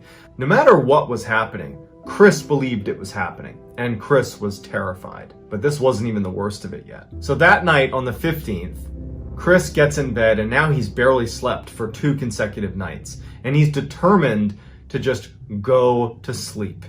That he's trying to tell himself that everything that you've experienced the past couple nights is probably brought on by stress. It's brought on by now certainly a lack of sleep. So he's telling himself, like, just go to sleep. Just get in bed and go to sleep. So he gets in bed and he's laying there, and he does fall asleep. But he wakes up in the middle of the night and he can't move his body. He's paralyzed, he can't move, and he's totally awake. And he starts hearing whispering. And now his level of fear is so high because now he's immobile. But the past 2 nights he's heard that whispering in his apartment, and he's seen that figure moving around his apartment. And so he's laying there in darkness because he went to bed in darkness. And he starts hearing whispering outside his room, and then it stops. And then he starts hearing whispering inside of his closet. And then it stops. And then he hears whispering right underneath his bed, and he can't move. And he's just laying there praying that nothing horrible is going to happen to him, that this is just a dream. And then out from underneath his bed, right next to him, he can only turn his eyes. This black figure, this shadowy black figure emerges right next to his bed. And it's looking down at him. He can't make out any facial expressions, but he can clearly define, a figure is hovering over him. And it reaches down and puts its hands around his neck and begins to throttle him. And Chris is like gagging, he can't breathe, but he can't move. And at some point, the thing begins to lift him off of his bed by his neck and then throws him back down. And then the figure vanishes. Chris still couldn't move. He's choking to breathe, but he can't move. And he's just waiting for this thing to come back. And he knows that more than likely, whatever this is probably going to kill him this night. So he's laying there just thinking, oh my God, I'm about to die. I'm about to die. But the thing doesn't come back, and Chris can't move. And at some point, Chris, probably out of just pure, adrenaline crash or something, he falls asleep. And so when Chris wakes up and he can move again, he notices there's blood inside of his bed on his sheets. And then he looks at his hands, and at the tips of all 10 fingers are these incisions, like someone had intentionally cut open the top of every finger, something he certainly didn't do. And his bed is covered in blood from these 10 cuts on his hands. And then he feels his neck, and it feels tender. And it turns out he had marks on his neck. It was all bruised up from this thing choking him out. And it brought him back to that really happened. He's now actually in fear for his life. Chris immediately calls Sammy and tells Sammy everything that happened. And Sammy can't believe any of it. She felt helpless because she's on the other side of the country. She can't help him. And Chris is just petrified. And he's he can barely speak, he's unable to articulate what's happening.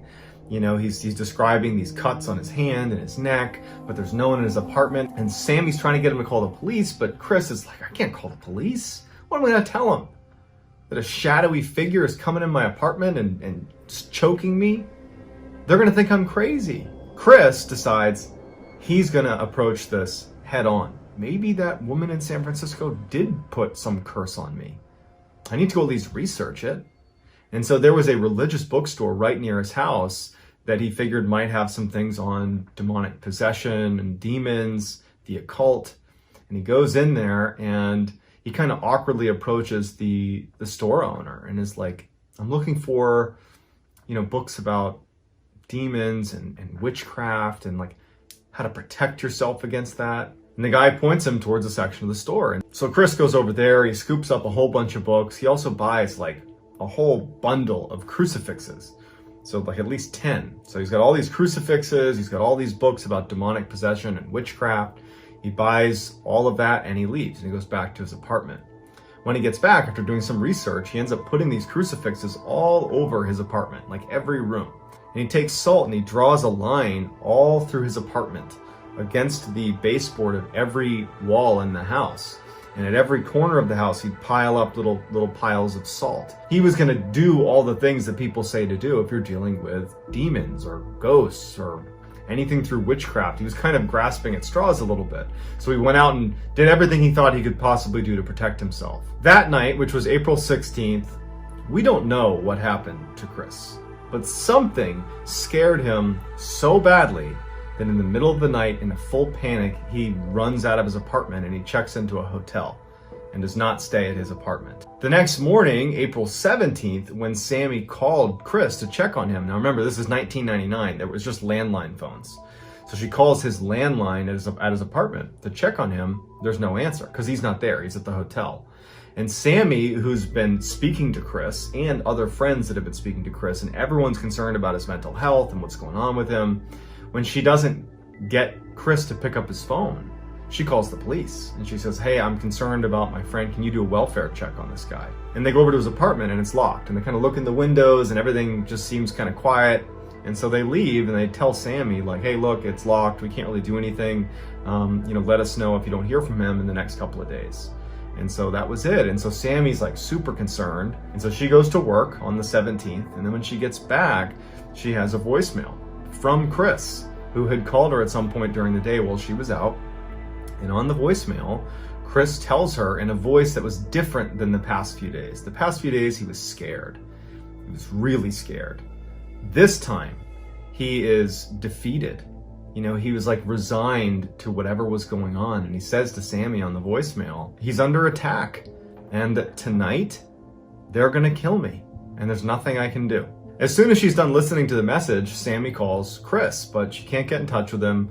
She knows she just talked to the police who were there at his apartment that day. They're probably just gonna tell her like, hey, wait until tomorrow. We just told you, earlier, just give it a couple days. And so she just decides that she's gonna go to bed and she's gonna try calling him again on April 18th. On the morning of April 18th, Chris didn't show up for work.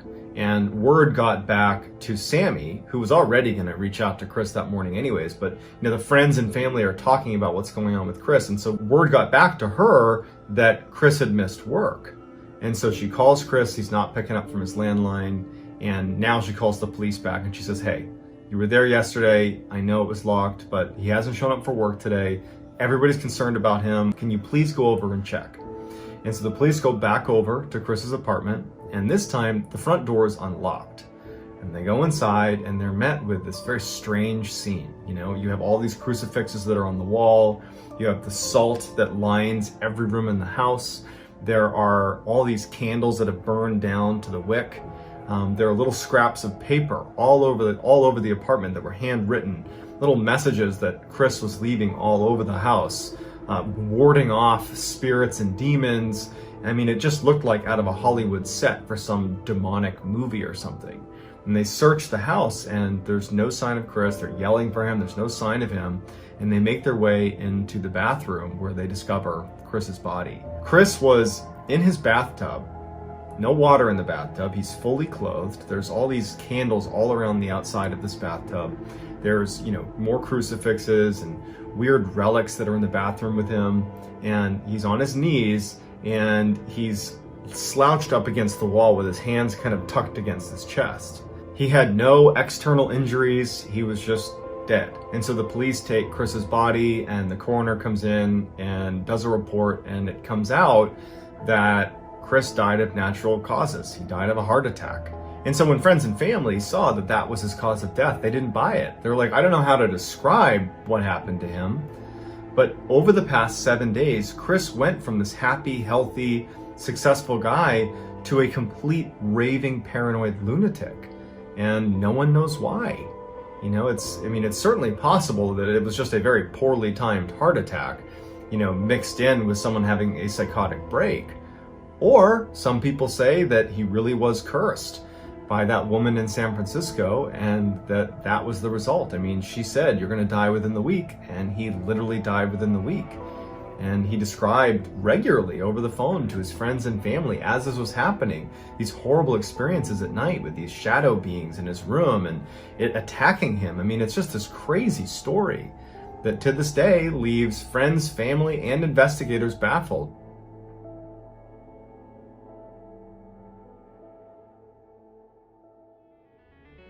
Thank you so much for watching. Let me know what you thought of today's episode in the comments.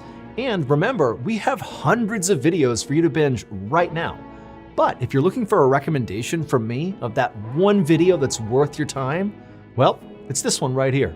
So give it a watch. All right, until next time, see ya.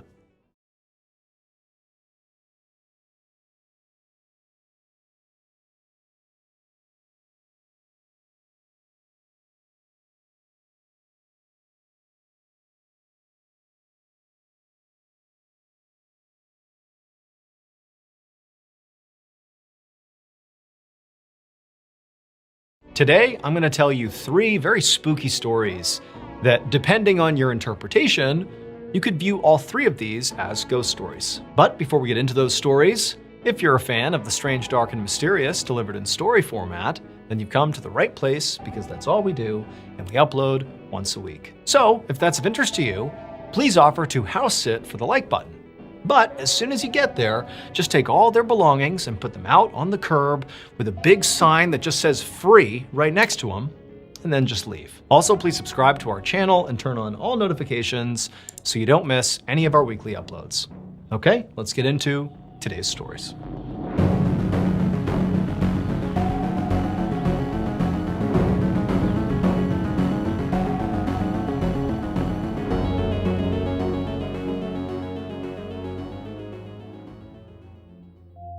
One morning in the summer of 1876, a doctor named Lewis Allard walked down the hallway of a hospital in Papeete, Tahiti. Tahiti is an island east of Australia. Lewis was just about to step into his office when he heard the hospital doors open, and he looked over to see a few policemen walking in, carrying this unconscious man on a stretcher. Just from the looks of the way this guy was dressed, Dr. Allard could tell he was a sailor. So a lot of Dr. Allard's patients were sailors because Papeete was a port town. So if people got sick or injured at sea and then docked in Papeete, they would come to the hospital right there. So Dr. Allard walked over to the police and asked them what was going on with the sailor. And the officers explained that this man's friends had found him unresponsive that morning, apparently after a very long night of drinking. Dr. Allard nodded and then motioned for the police to follow him and bring this guy with him, and he led them over to an exam room where he had them lay out the sailor on a table so that Dr. Allard could look him over. The sailor appeared to be pretty young. He was in his 20s maybe, and he appeared very healthy and strong. But when the doctor checked for a pulse, there was none. And so after checking a couple more times to make sure it wasn't just a very weak pulse, the doctor ultimately concluded that, this sailor was not just unresponsive. The sailor was dead, and if Dr. Allard had to guess, he very likely died from alcohol poisoning, given his friends said, the night before, this guy had had a really heavy night of drinking, and here he was, so alcohol poisoning. So this hospital had a policy for how to handle the death of foreign sailors in Tahiti. Basically, the doctor who pronounced the sailor dead would then arrange for them to be buried in a public cemetery. And in fact, the hospital kept these cheap wooden coffins in the hospital morgue for this exact purpose. And so Dr. Allard followed protocol and asked the police to go inform the sailor's friends of his death, and then the doctor went to the hospital's morgue to arrange for a coffin. A few hours later, Dr. Allard was back in his office when he heard a knock at his door. He told whoever it was to come in, but when the door swung open, the doctor was surprised at who he saw there. It was the 4 local gravediggers who he had called earlier to bury that sailor who had just died. Now, generally speaking, Dr. Allard had virtually no interactions with the gravediggers after he hired them. He would tell them to bury the body, and they would do that and go on their separate way. Like there was no reason for the gravediggers to come back and check in with the doctor. But as the doctor is looking at these 4 guys trying to figure out what was going on here, he quickly assessed that, these guys weren't here just to chat. They were here because they looked spooked. And before Dr. Allard could ask any questions about, what was going on here, one of these gravediggers began to speak. And in sort of a rapid and sort of anxious tone, he said, as we were carrying the coffin over to the gravesite, it began to shake like the person inside the coffin was alive. And then we heard all these moaning sounds coming from inside of this nailed shut coffin. And we all got so panicked that we just dropped the coffin and we ran here to tell you. Now, Dr. Allard was pretty surprised by what he was hearing, but he's also thinking that, when he hired these 4 gravediggers, they were at a local pub and they were drinking. And so he's thinking to himself, maybe something strange happened, with this coffin, or much more likely, these 4 guys are drunk. And that what they've sort of said here is just some figment of their imagination, that they're not professional, they're just drunk guys who are coming here screwing up my day. And so sort of annoyed, Dr. Allard's like, hey, I'm telling you, that guy is dead, okay? This isn't a ghost scenario, but if you're so worried about it, why don't you go get a police officer, have them come over and inspect the coffin, make sure the person is really dead in there, and then once they confirm that, please do your job and bury this guy. And so the gravediggers, they kind of, looked down sort of awkwardly and they're like, okay, we'll go do that. Then they turned and they left. And then Dr. Allard got back to work. And then a few hours later, Dr. Allard heard another knock on his door. And this time when the door opened, it was a police officer. And it was actually the officer that the 4 gravediggers had gone and found at Dr. Allard's suggestion. And he had gone over, checked the coffin, and the coffin wasn't moving, it wasn't making any weird sounds, it was sealed shut, there was nothing going on. And so the officer eventually instructed the gravediggers, to go ahead and bury it, there's nothing going on here. And so the gravediggers had, at that point, buried the coffin, and that had been that. And so the officer was here just to tell Dr. Allard that, hey, it's all good, he's buried, we can move on. About a week later, Dr. Allard had basically forgotten about this whole snafu around the coffin and whatever was going on with it. He was sort of on to the next thing, and he was out like he normally was at night to go for a walk. And the area that he liked to walk in the most was actually the cemetery. Not because he had some sort of morbid obsession, but because, it was often, vacant. There was nobody there. And so it was a peaceful place to go walking. And so, he's strolling through the cemetery like usual, and he's not seeing anybody like usual. But as it began to get dark, he was walking down this one row of headstones, and he looked up ahead, and he could have sworn he saw somebody standing behind a tree with their body sort of half out of the tree, half behind the tree, sort of half obscured. And he stopped and he's looking, and the whole thing just sort of felt off. Like, what is this person doing? Is that a person? Like, what's going on here? And so he's staring, and as he's looking, sure enough, this dark silhouette steps out from behind this tree. And the way they stepped out, it was like they stepped out, turned, and faced Dr. Allard, and just stood there, clearly looking right at Dr. Allard. But they're pretty far away from Dr. Allard, like there's a good distance between them. But immediately, Dr. Allard felt threatened by this person, or whatever it was. He didn't even know if it was a person. He couldn't tell if it was his mind playing tricks on him or not. He's just staring at this thing that looked like it was looking at him. And so Dr. Allard instinctively, who's now feeling a little bit frightened, turned and just started walking away, like he was done walking in the cemetery for the night. And so he turns and he starts walking, but then it's like the hairs in the back of his neck stood up. He just felt like this person, whoever it is, they're still watching me. And so he stopped after just a couple of steps and he turned back around. And now this figure is clearly marching directly towards Dr. Allard. They're almost running. They're walking real fast right towards Dr. Allard. And so now Dr. Allard's terrified. He knows there's something happening here. Why would this person be doing this? Like, is it a person? Like, what's happening here? And so Dr. Allard, he turns and starts to run. And as he's running, he hears this horrible high-pitched scream echo across the entire cemetery. And then he looks back one last time and he sees the face of this figure, this person charging towards him. And it's the same guy who died a week ago, the same sailor that he buried, the one who presumably was moving around in the coffin the gravediggers were so scared of. It was him, and he jumped on Dr. Allard and began throttling him. And Dr. Allard's on the ground staring at this ghastly face. This scream is coming out of him. He had no idea what was going on.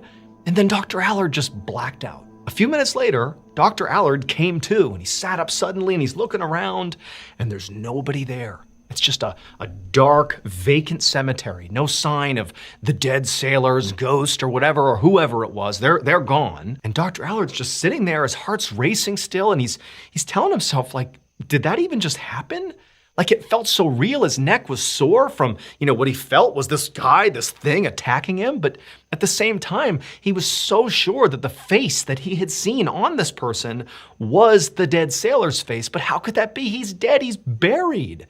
How could that be? And so ultimately, Dr. Allard, he got up and he hustled back to his house. But over the coming weeks, Dr. Allard sort of spiraled into madness.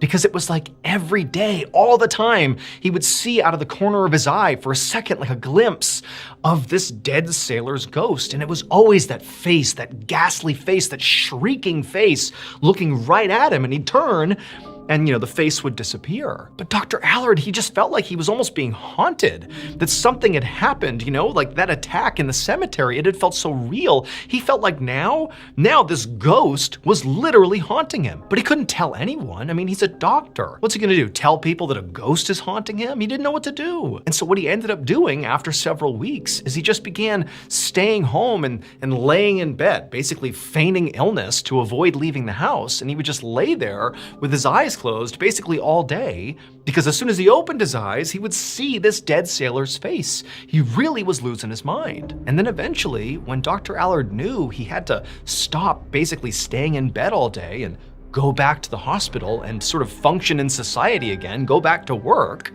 otherwise people were gonna start asking questions here, like, what's going on with you? And he didn't have an answer, When that time came and he knew it was sort of like, okay, go back to normal or tell people about this. Well, what Dr. Allard ultimately did is he decided to walk up to the roof of his house and throw himself off. He literally couldn't live with what he believed was this ghost haunting him 24/7.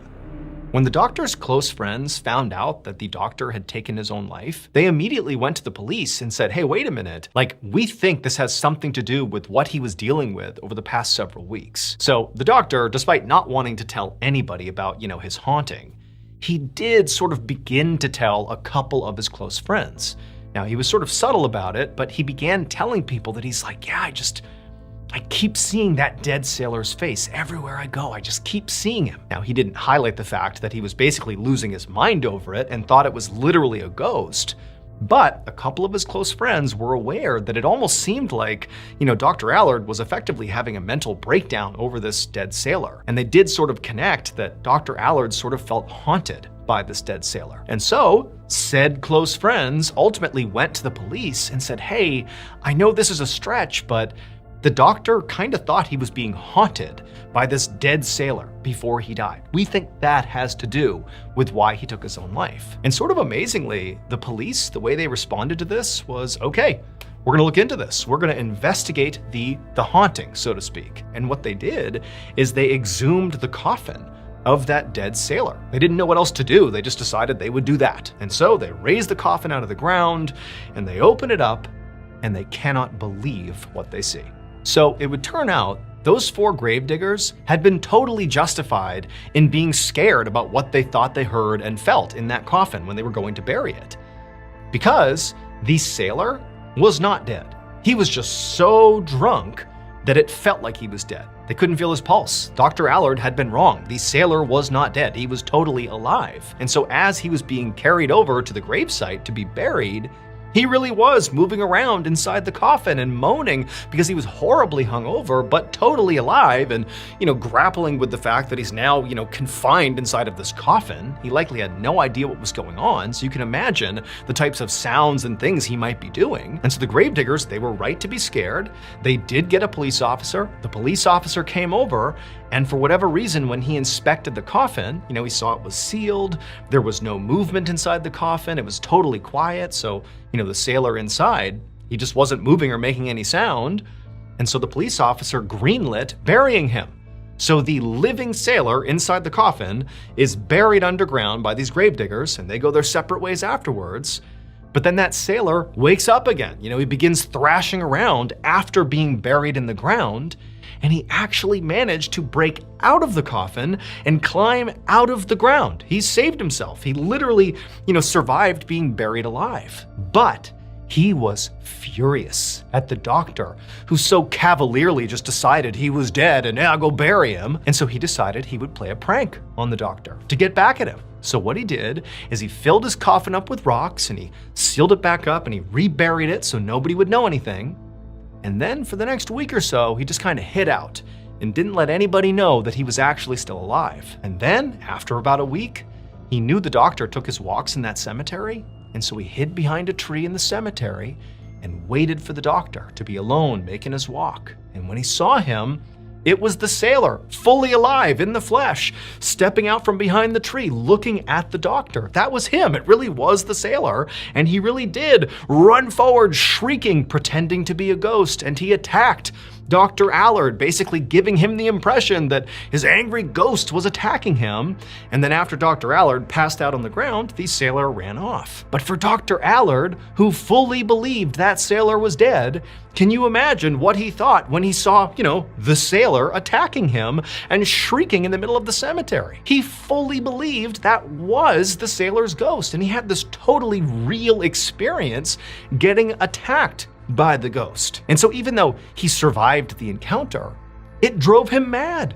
He began seeing the dead sailor, the ghost, everywhere he went, and it eventually drove him to kill himself. And so when the police opened up that coffin, all they saw were all the rocks the sailor had left behind. But following the doctor's suicide, that sailor apparently skipped town and was never seen again.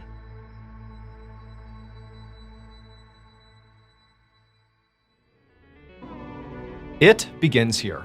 From the director of It comes It, Welcome to Derry, the chilling new HBO original series exploring one of horror's biggest terrors, Pennywise the Clown. Set in 1960s Derry, Maine, the new HBO original series premieres Sunday, October 26th on HBO Max. Also, you can listen to the official It, Welcome to Derry podcast wherever you get your podcasts.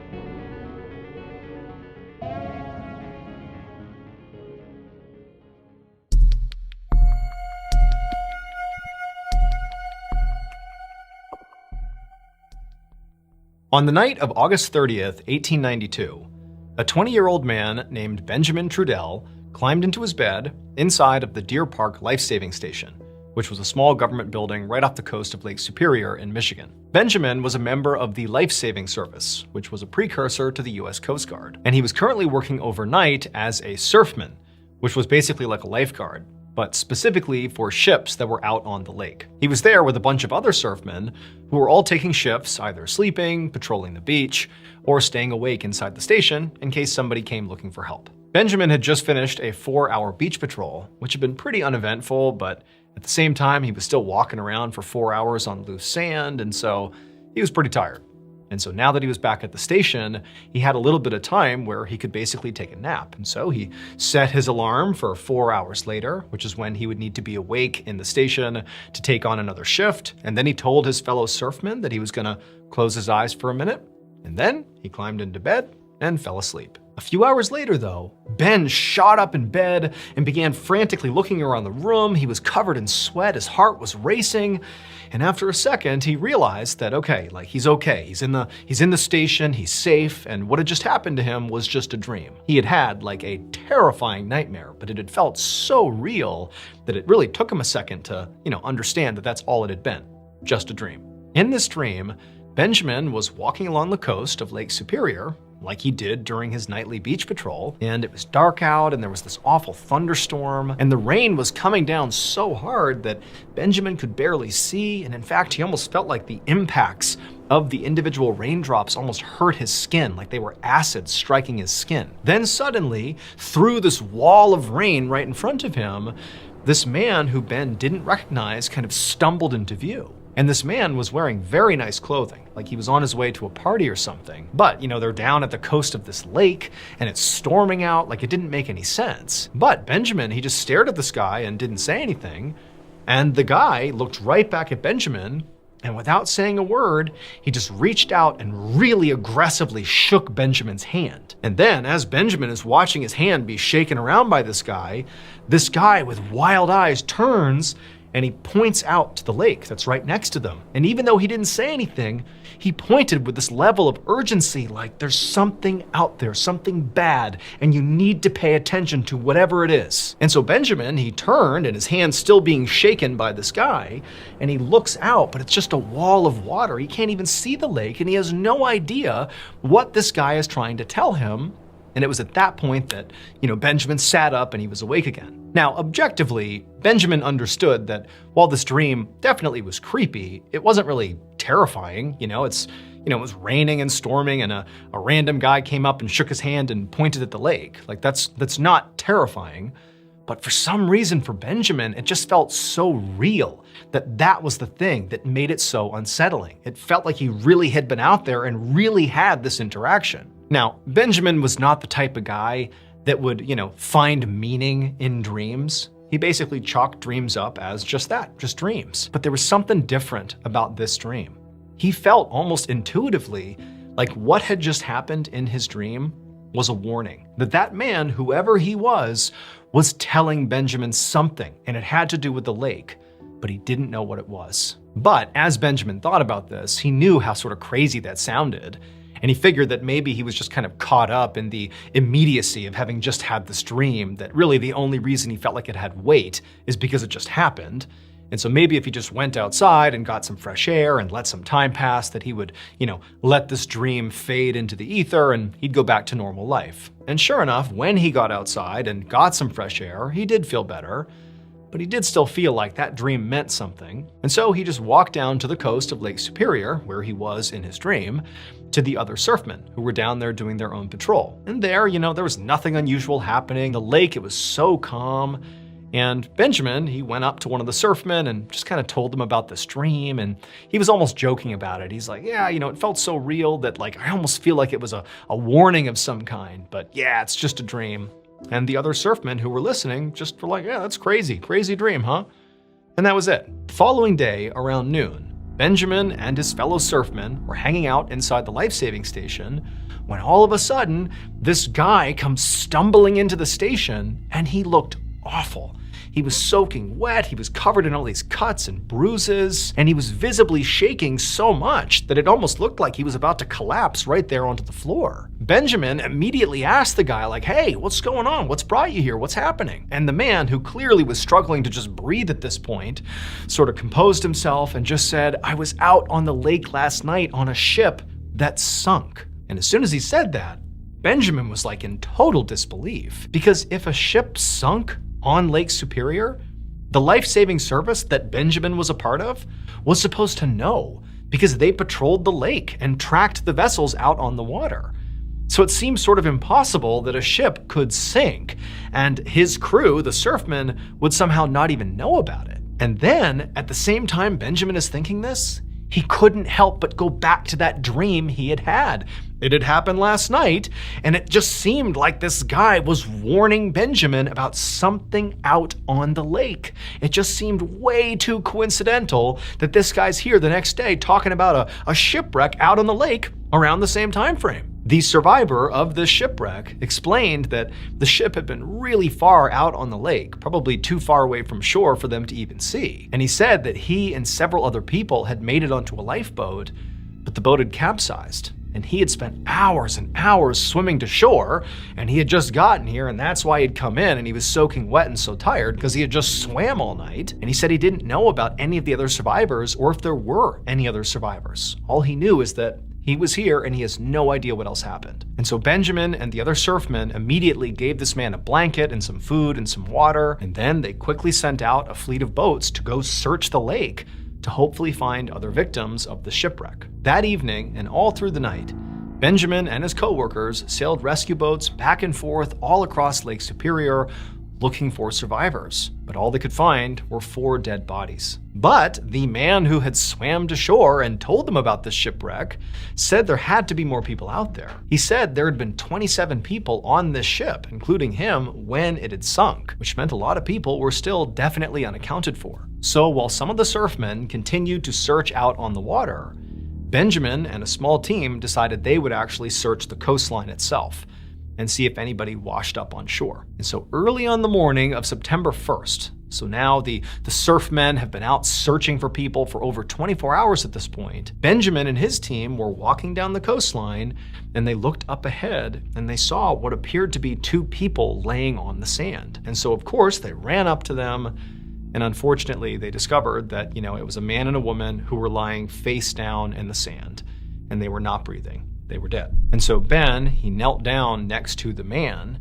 and he began rolling his body over to get a look at him. And when he did that, 2 things happened. When he rolled him over and actually got a look at this guy's face, he saw immediately that it was the exact same guy from his dream. The guy who had shaken his hand and pointed out at the lake. It was him, definitely. And as he's having this revelation and he's sort of kneeling there in shock, the man's body, he's sort of rolling it over, and as it completes the rollover, the man's limp hand falls directly onto Ben's hand, like a handshake. Ben would later learn that the ship that sunk out on Lake Superior the night before was called the Western Reserve, and apparently it had sunk during the exact same time that Ben had that nightmare. And the man that Ben saw in his dream, the man that had been pointing out at the lake and shaking his hand in the dream, and then Ben found on the shore dead, who then in his death flopped over and put his hand in his hand all over again, was a guy named Robert Minch, and he was part owner of the Western Reserve ship. For the rest of Benjamin's life, he believed that Robert's spirit had actually visited him in that nightmare to warn him about the shipwreck that was literally happening right then and there. That he was shaking his hand and pointing out at the lake like, "Hey, go out there right now. There's something horrible happening. A ship is sinking. People need your help." But when Benjamin woke up, despite really feeling like this meant something, this dream was a warning, he didn't actually go out and search the lake. And so as a result, the ship sank. In fact, of the 27 people who were on board that ship that sank, 26 died, including Robert, the owner. The only survivor was that man who swam to shore and told them after the shipwreck had already happened.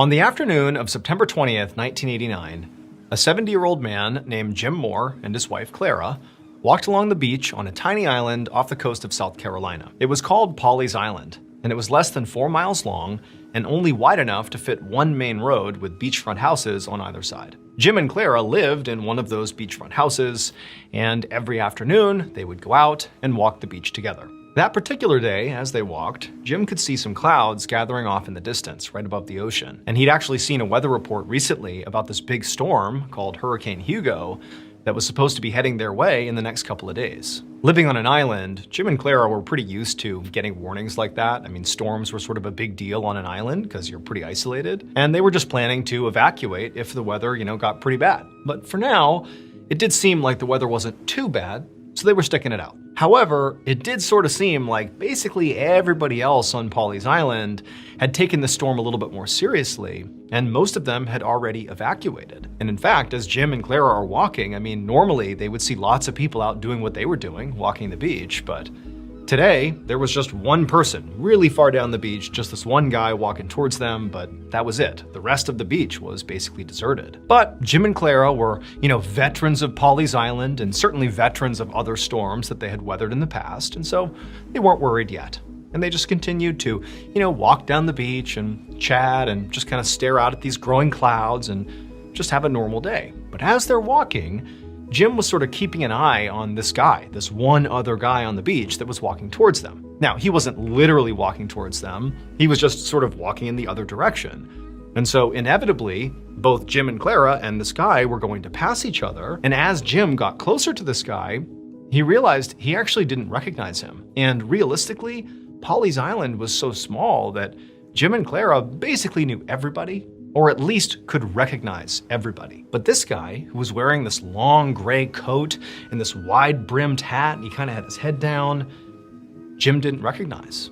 And he told Clara, like, hey, who is this guy? As they're walking closer and closer, and she's like, I don't know, I've never seen him before. But, there was no cause for alarm here. It's broad daylight, and who cares if there's a stranger on the island? Of course, people that live here have guests all the time. Like, this is probably just somebody visiting somebody who lives here. And so they're walking, getting closer and closer. And then finally, when Jim and Clara were about, 10 feet away from this guy, the guy in the big gray coat, Jim, to be polite, just said, hey, how you doing? Because they're the only people on the beach. You can't just ignore each other. But the guy in the gray coat, he just kept that big hat sort of angled down and just briskly walked right past Jim and Clara and didn't even acknowledge them, which is like, there's nobody else here. What are you doing? It's sort of rude. And so Jim and Clara, they look at each other like, that's weird. They keep on walking. And then for whatever reason, Jim just turns around and looks towards the sky, the guy who had just passed them, the guy in the gray coat. And when he looked, he just stopped because the guy was gone and there's nowhere to go. There is no, shrubs or trees or anything. This is a wide open, flat beach. And this guy has just passed Jim and Clara like seconds ago. He can't be anywhere else. He has to be on the beach. There's nowhere to hide. And so Jimmy grabs Clara and he's like, look, he's gone. And she turns around and she's like, what's going on? That's not possible. And they're looking like, did he go in the ocean? But they're looking out in the water and there's no sign of him. The only place, maybe he could have gone is if as soon as he passed by Jim and Clara, he hard turned and ran inland and hid, behind one of the houses. But that's pretty far away. It just didn't seem possible that in that short of an amount of time, he could get up there and hide. And also, why would you do that? That's such bizarre behavior. And so Jim and Clara, they're just standing there like trying to come up with some reasonable theory to explain where this guy went, but they just couldn't do it. It was like this guy just disappeared. And so eventually, Jim and Clara just had to turn back around and finish their walk and make their way home. And the whole time, all they could talk about was this disappearing man in the gray coat, because it defied any rational explanation. Where did he go? When the couple finally got back to their house, by this point, the clouds that had been gathering outside were now very dark, and it really did seem like a serious storm was on the horizon. And then when they turned on the TV, they put on the Weather Channel, and there was this bulletin that the South Carolina state government had actually issued an evacuation order to all inhabitants of Pawleys Island, because apparently Hurricane Hugo was getting bigger and faster and more destructive, and it appeared like Pawleys Island was clearly going to be in the path of this hurricane. And so at this point, Jim and Clara forgot about the gray man and realized like, hey, we got to pack our stuff up and go. We thought we had maybe a day or two before we'd have to evacuate, but no more. We got to go right now. And fortunately for them, they actually had an adult daughter who lived right on mainland South Carolina. And so they could stay with her on short notice, no problem. And so they quickly packed up, they hopped in their car, and they drove on the one main road until they hit the bridge that went over the ocean. They made their way across the bridge onto mainland South Carolina and over to their daughter's house. And once they got there, their daughter was obviously very happy to see them, happy they were safe. And they would just spend the whole day basically just sitting there with the Weather Channel on, watching reports about Hurricane Hugo. And over the course of the day, the news got more and more dire. Hurricane Hugo was poised to be this enormous destructive storm that was not slowing down at all. And unfortunately, Pawleys Island was really looking like one of the main areas that was going to be affected by this storm. In fact, the meteorologist was saying like, it is not safe to be on the island at this point. I mean, there's a chance that all the structures on the island could be leveled by the end of this storm. So Jim and Clara, they're obviously happy they are safe, on mainland South Carolina with their daughter, but they live on that island. Their house, everything they own, it's on that island.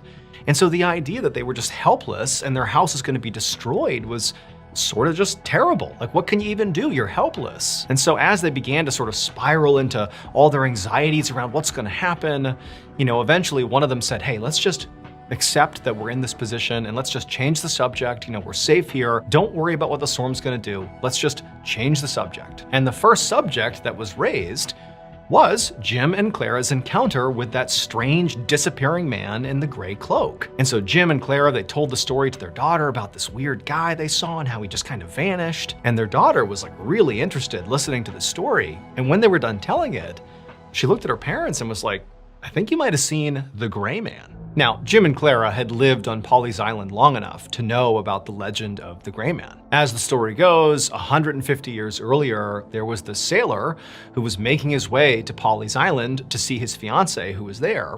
And when he got to the island, he unfortunately basically fell into quicksand and died. And so the fiancée is totally heartbroken. She's basically losing her mind over the sudden loss of her love. But a couple of days after her fiancé, the sailor, had died, she saw him walking on the beach on Pawleys Island. And he was wearing this long gray coat and this big wide-brimmed hat.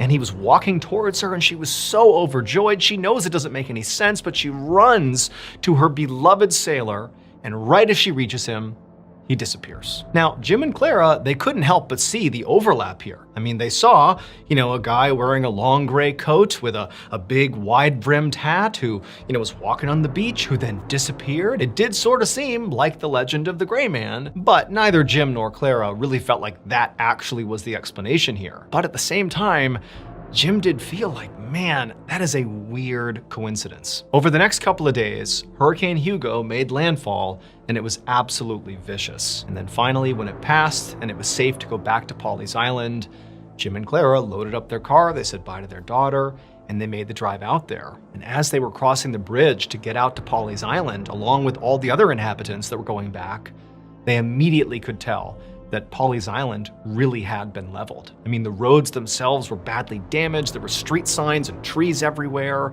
and as they're getting closer, they can see that basically their whole community has been leveled. All the buildings are destroyed. I mean, it's like a war zone. Now, Jim and Clara had sort of braced themselves for this because they had heard on the news that sure enough, this hurricane had been as bad as expected and Pawleys Island had taken a direct hit. And so they drove across the island until they reached their property. And when they got to their property, they could not believe what they saw. So there's actually one more part to the legend of the Gray Man Ghost. And that is when the woman saw who she believed was her dead fiancé walking up the beach with his gray coat and his big brimmed hat, and she runs up and he disappears and it's so tragic. That's not the end of the story, because the woman was so upset by seeing what she thought was her fiancé again. He's back from the dead, oh my goodness, and then he vanishes. It's like she had to experience his death a second time, and it made her go crazy. It was like so much grief. It was so overwhelming that she couldn't live with it. And in fact, quickly after seeing, his ghost disappear, she was sent off the island to a hospital. She was basically institutionalized. And while she was off the island, immediately after she left the island, this huge storm rolled through and leveled Polly's island. And only one building survived. It was her house. Inexplicably, her house was untouched, completely untouched. Everybody else is ruined. So keep that in mind, because when Jim and Clara returned to Polly's Island following Hurricane Hugo, whose house was the only house left standing? Theirs. Utterly untouched. Their neighbors' houses, all the local businesses, everything gone. Their house, untouched. And just so you know, the legend of the Gray Man, people believe if you see the Gray Man, he's warning you to leave the island in advance of a storm, like he apparently did for his fiancée. He warned her, get off the island. And if you heed his warning, the legend goes, your house will be spared. And people believe that's exactly what happened to Jim and Clara.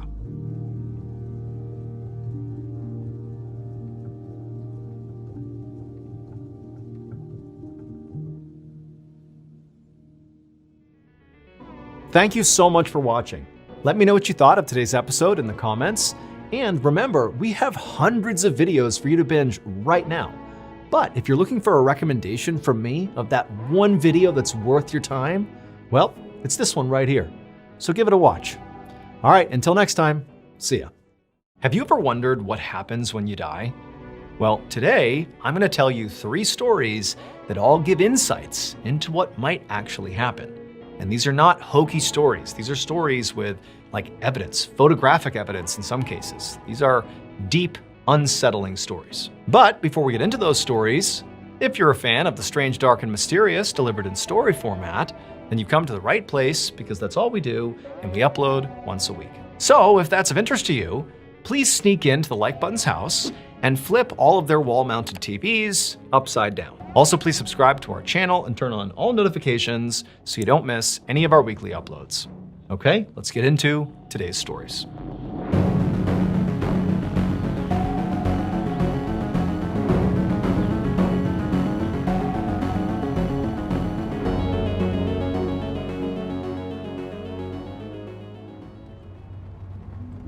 On the evening of December 27th, 1984, a 16-year-old boy named John Boulware sat in the passenger seat of his best friend's Jeep as they drove down a residential road in St. Paul, Minnesota. John's best friend was driving, and 2 more of their friends from school were in the back seat. They were all talking and laughing and singing along to the radio. It was dark outside, and it was rainy and kind of an awful night, but John didn't care. He was way too excited, because that night, he and his buddies were on their way to see the megastar musician Prince perform live. So Prince was obviously a massive, massive star at the time, and anyone at the time would have been pretty excited to go see him perform live. But this was a particularly big deal for John and his friends, because Prince was actually from Minneapolis, Minnesota, which was just 20 minutes away from St. Paul, where they were from. So it was kind of like they were going to see their hometown hero. Now, John and his friends didn't expect to become, huge rock star gods like Prince. But there was just something about seeing, this hometown guy achieve his dreams on an international scale. It was just really inspiring. And so again, John and his friends are just so stoked about this concert, like they can't wait to get there. And so John, with all this excitement, he turns around to talk to his friends in the backseat about this concert and how great it's gonna be. But right as he turns around, he hears a loud screeching sound, and he whips his head back around just in time to see the headlights of the car aimed at this tree that they're careening straight towards. He screams, he hears his friends screaming, they smash into the tree, and everything goes dark. A few minutes later, a St. Paul police officer named Brian Coyle and his patrol partner pulled up behind the now wrecked Jeep. They'd been on their regular patrol when they'd gotten a call about the car crash. Now, the call hadn't come from anybody in the crash, so they really didn't know what to expect. Now, when Coyle stepped out of his own car and walked towards the wreck, it was raining and dark out, and the visibility wasn't great, but right away he saw there were 3 teenagers who were standing upright outside of the car. Now, they looked pretty shaken up and they visibly had some cuts on their body, but overall, his assessment was they were basically okay. And so while Coyle's partner went to go examine the wreck itself,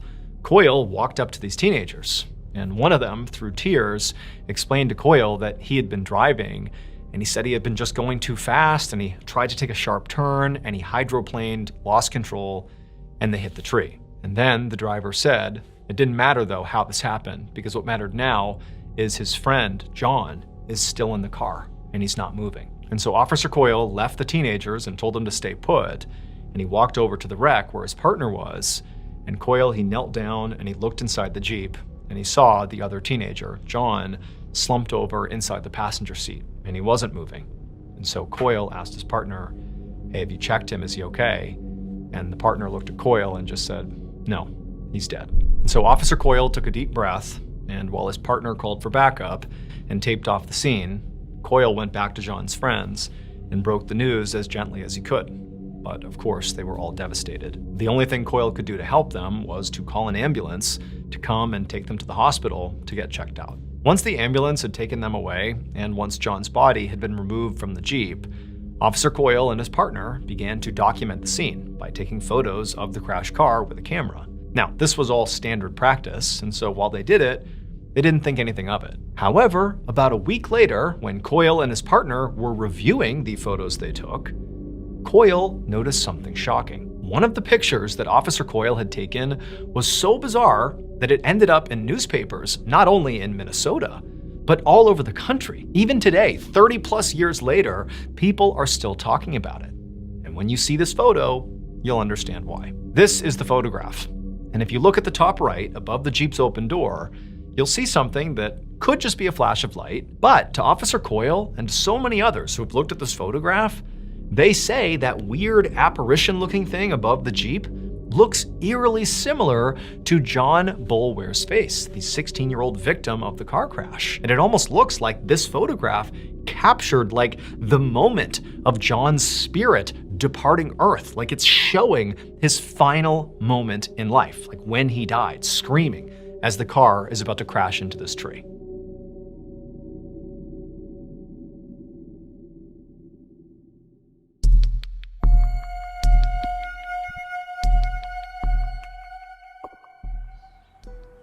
One evening in the summer of 1974, a 60-year-old doctor named Julian Kirchick sat beside his backyard pool at his home in Old Westbury, New York, which is a suburb of New York City. It was a quiet, sunny day, and Dr. Kirchick was glad to have some time to relax.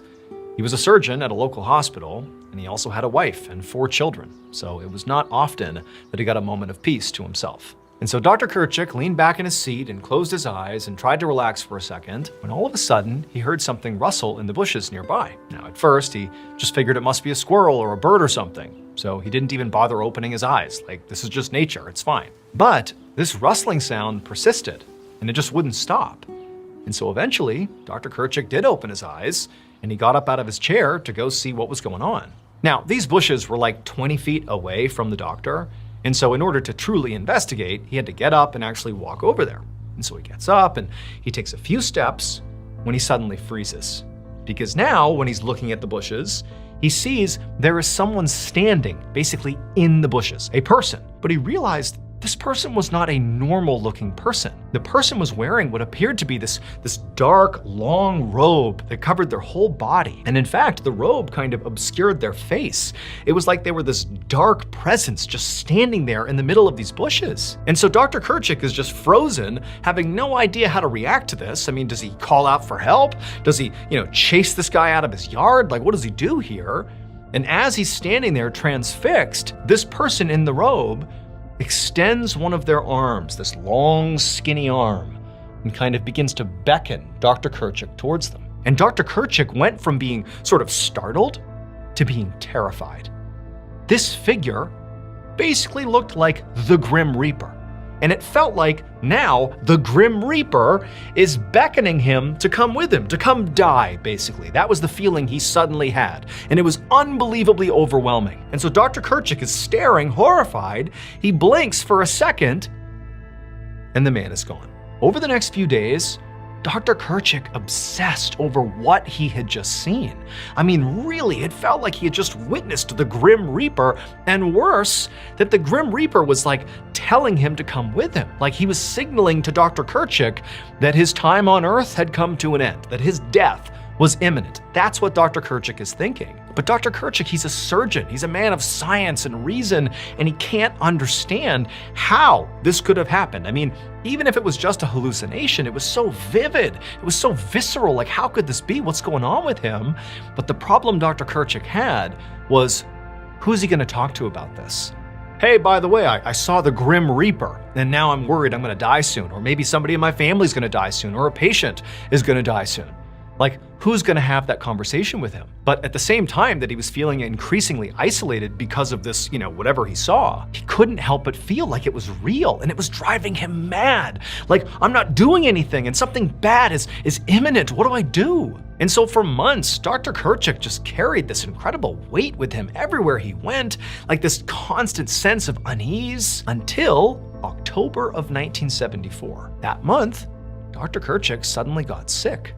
He had a fever, and it just wouldn't go away. And so he went to his own doctor for a checkup, and his doctor told him, I got some bad news. That day, Dr. Kerchik was diagnosed with an incurable form of blood cancer. He was heartbroken, but he was not totally surprised, because for him, this sort of felt like a validation of what he'd already seen. Death, the Grim Reaper, had been calling him, and now Dr. Kerchik knew why. Dr. Kerchik would share his story with newspapers, which is how we know about it today. And shortly after sharing his story, Dr. Kerchik would die.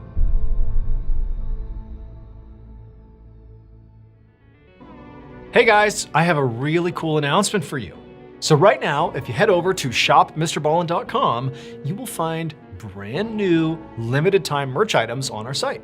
We have the brand new signature MrBallen hat. Okay, you gotta wear that backwards, of course. There's the black version, and also we have the white mesh version as well. Very cool. It's the thumbs up logo. Very nice, cool hat. And then of course, we also have this nifty new flannel color, okay? Yellow. Really fits the vibe of the fall season. Okay, get yourself one of these. But remember, these are limited time items just for the fall, so get them while you can. Again, that is shopmrballen.com. You got the new flannel, the multiple versions of the hat that you gotta wear backwards. Go check it out. Again, shopmrballen.com. Thank you.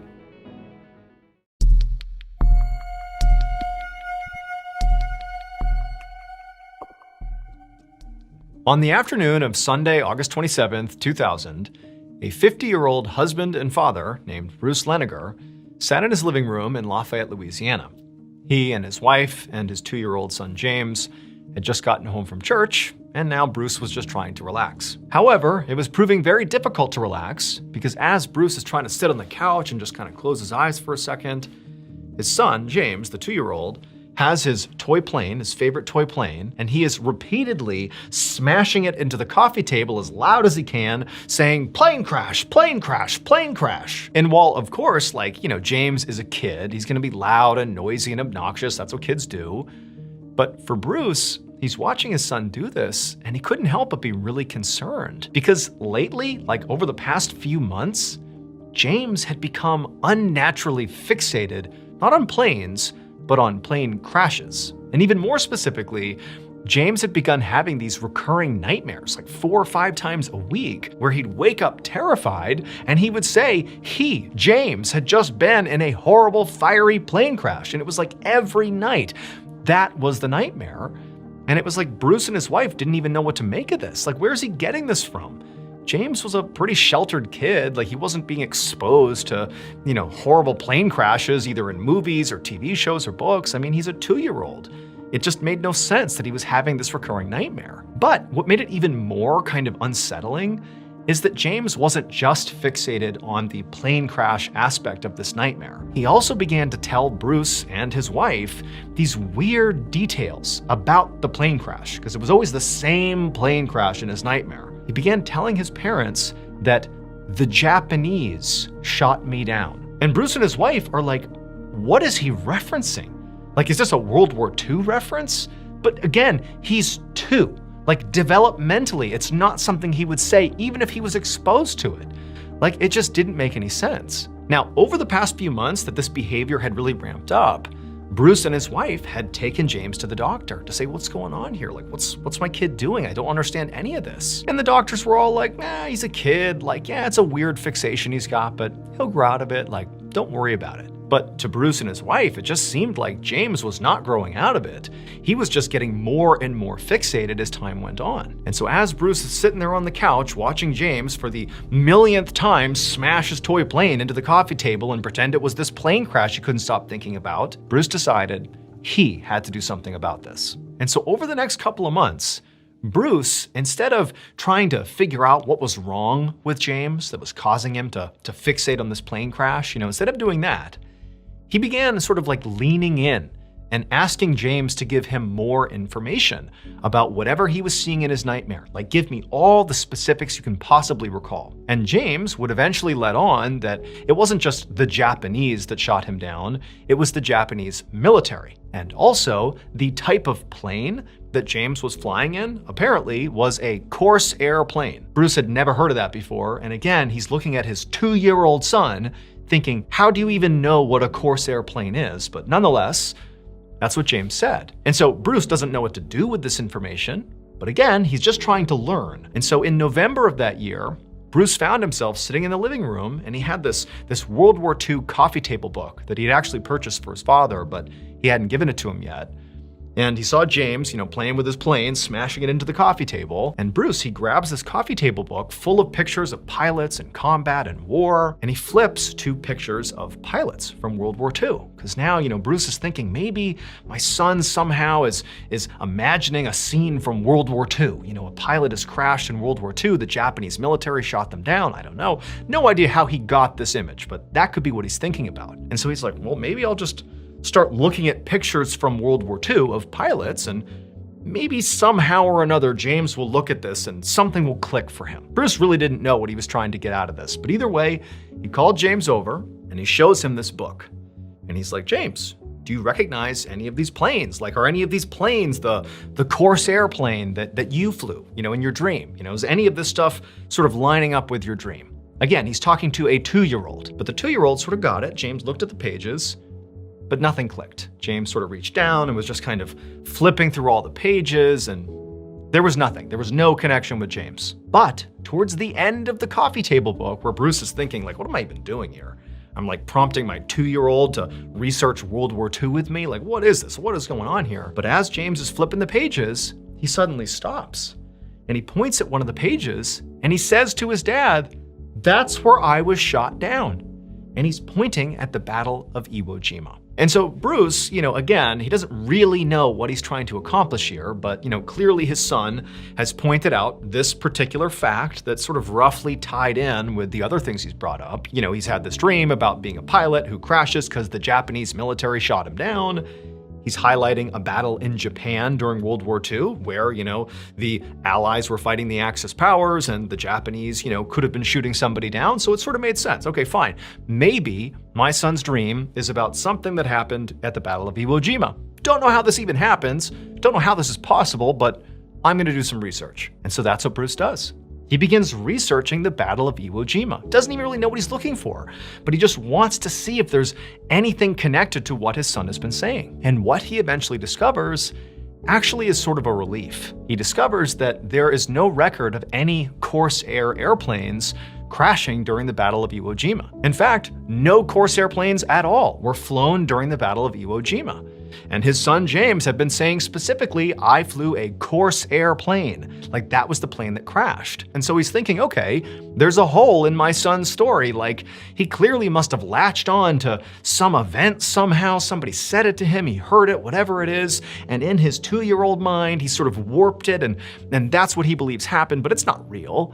Like, he's not actually recalling something that happened in the Battle of Iwo Jima. Like, this is just, a false memory or something. However, Bruce was unable to definitively find the names of pilots who actually flew in the Battle of Iwo Jima. He wanted to find if there was any pilots named James who potentially crashed, during that battle, but he just couldn't find the information. Maybe it existed somewhere, but He couldn't find it. And so Bruce had this idea to get in touch with this old veterans group. All these old guys who had served in the Battle of Iwo Jima that were still alive. They were based out in San Diego, and they got together periodically and just sort of had social hours and stuff like that. And Bruce, he goes out to San Diego, and under false pretenses, he basically tells the group that he's shooting a documentary about the Battle of Iwo Jima, and he needs some information, about certain pilots that flew during the battle. He goes out there, and he goes to one of their social events, and he begins asking around, asking if anybody knew about any pilots named James who were shot down during the Battle of Iwo Jima. And basically all the men he talked to directed him to go talk to the group's historian, this one guy who kind of had all the information about what had happened during this battle. And so Bruce goes over to this guy and he starts asking him questions about, any pilots that, were shot down during the battle, do you know? And the historian, he tells Bruce that, during that battle, virtually no planes were shot down. However, there was one plane that was shot down. A single US Air Force pilot was shot down during the Battle of Iwo Jima, and he was killed. And that pilot's name was James Houston Jr. Bruce couldn't help but be truly shocked that the only pilot shot down during the Battle of Iwo Jima happened to be named James.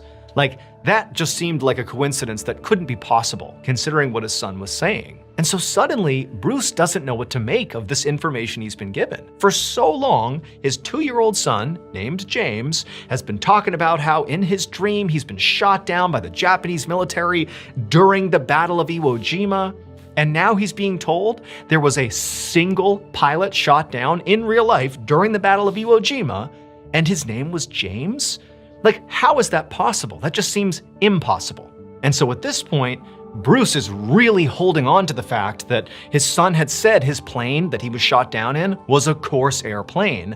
And this guy, James Houston Jr., who was shot down, the plane he was shot down in was not a Corsair plane.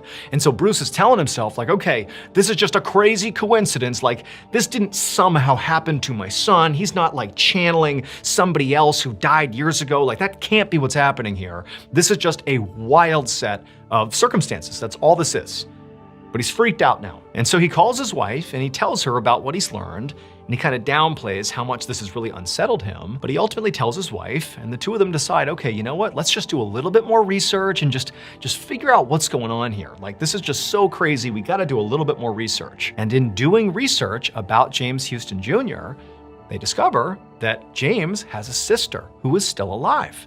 And so they decide to contact her. Not really even sure what they're going to say, but they figure, you know what, let's just get in touch with her and just tell her what's going on. Who knows? Maybe somehow she can explain this. Who knows? And so kind of on a whim, James and his wife, they send a message to this woman, to the sister. And the sister, when she finds out there's this 2-year-old who's sort of referencing her brother's death in some way, for whatever reason, her reaction was to send actual physical photographs of James Houston Jr. when he was a pilot, when he served in the military. She just sent a whole bunch of pictures to Bruce, his wife, and James to look at. There really wasn't a clear set of what do we do now, and so that's what she did. Here are some pictures. And when Bruce looked at these photos, it was like his whole world was completely rocked. Because in one of the photos that clearly showed James Houston Jr., he is standing in front of a plane, and that plane was a Corsair plane. And so at this point, for Bruce, it felt like the set of circumstances, the coincidences here, were simply too much to ignore. This is no longer coincidence. This is something else. And also, there's one other small detail that now was sort of bubbling up in Bruce's mind, and that was, periodically, his son James would talk about how he really wasn't named James. He was named James III. Just periodically, his son would say that. Not every time, but he brought it up enough that it was sort of a known thing, that he was James III. And now Bruce is thinking, James Houston Jr., that's James II. My son, how could he possibly know all these things that happened to James Houston Jr.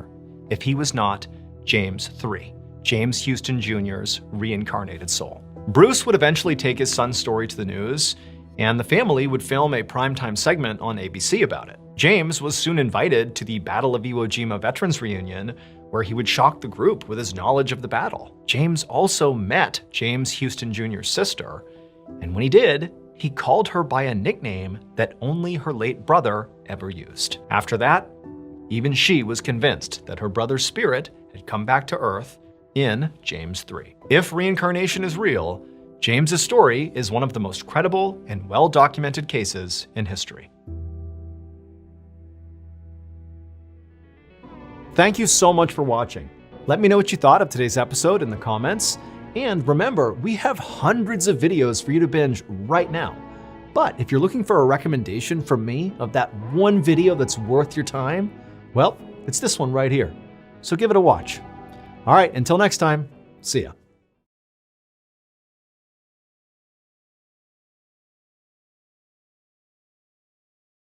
Today, we have a very special bonus episode for you guys. It's a collection of 5 true scary stories about real people who come face to face with real-life monsters. Now, these 5 fan favorites have all been completely re-edited for today's episode, so even if you've seen or heard some of them before, this is gonna feel like a totally new viewing experience. But before we get into today's 5 stories, if you're a fan of the strange, dark, and mysterious delivered in story format, then you've come to the right place because that's all we do, and we upload once a week. So if that's of interest to you, please secretly reverse the like button's car blinkers so when they signal left, the right one comes on, and vice versa. Also, please subscribe to our channel and turn on all notifications so you don't miss any of our weekly uploads. Okay, let's get into today's 5 stories.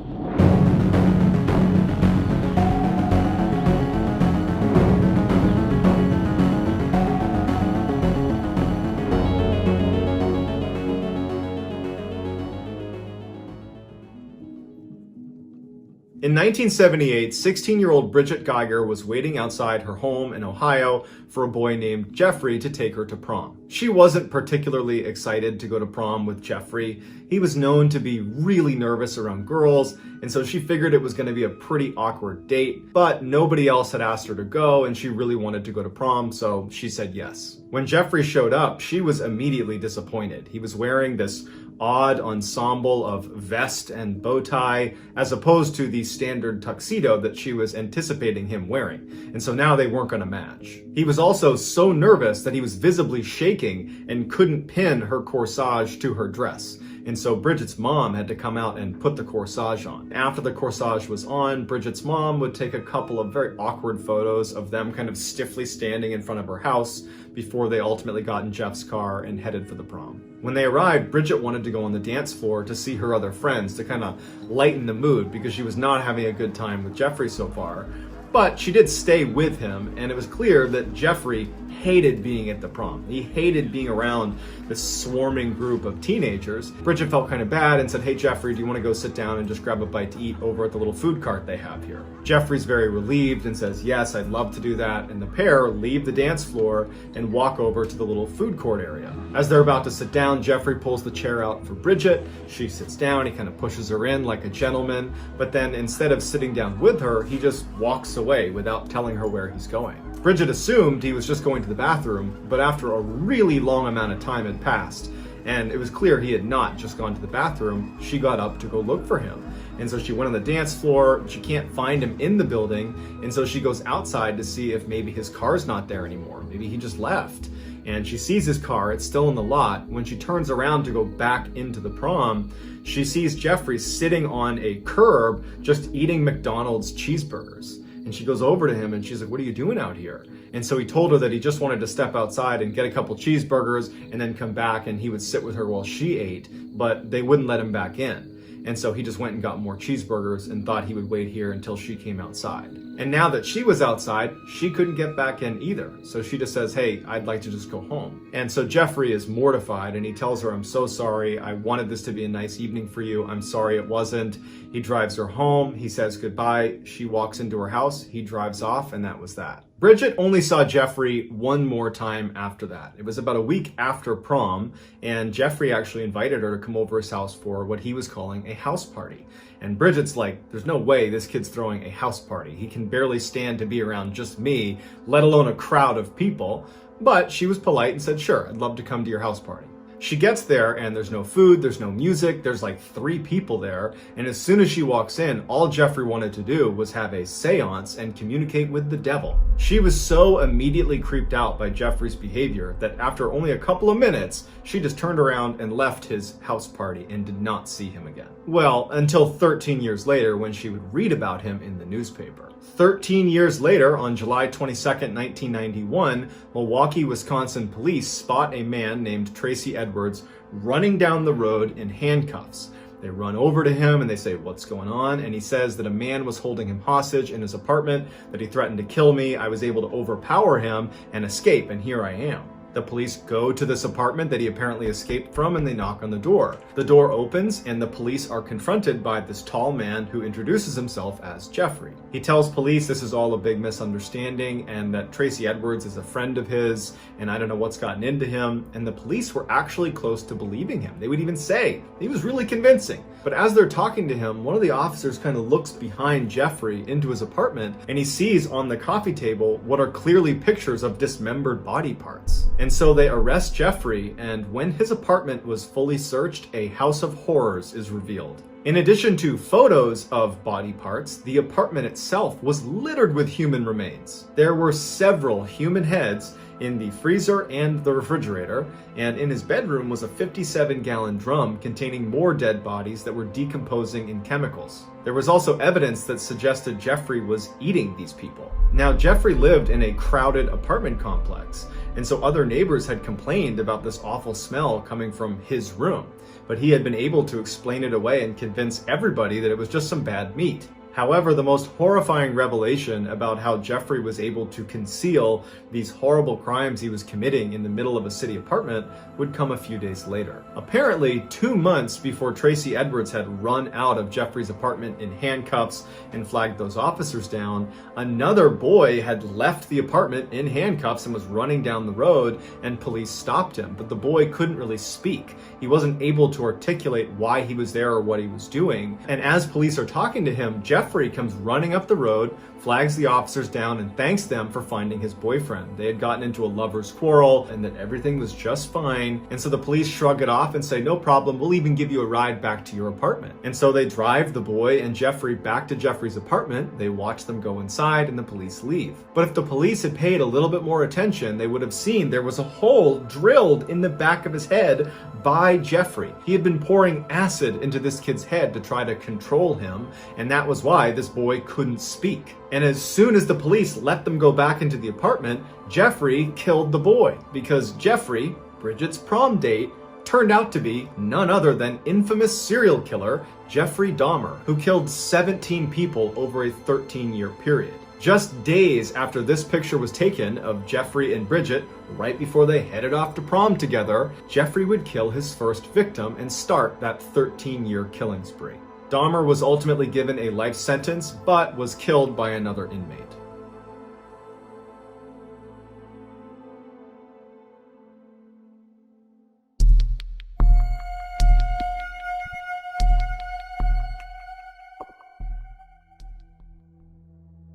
In 2004, 16-year-old Misty Tasker was a typical American teenager living in Live Oak, Florida, which is a small rural town right in the middle of the state. One Saturday evening in January, she and her mother attended a church service.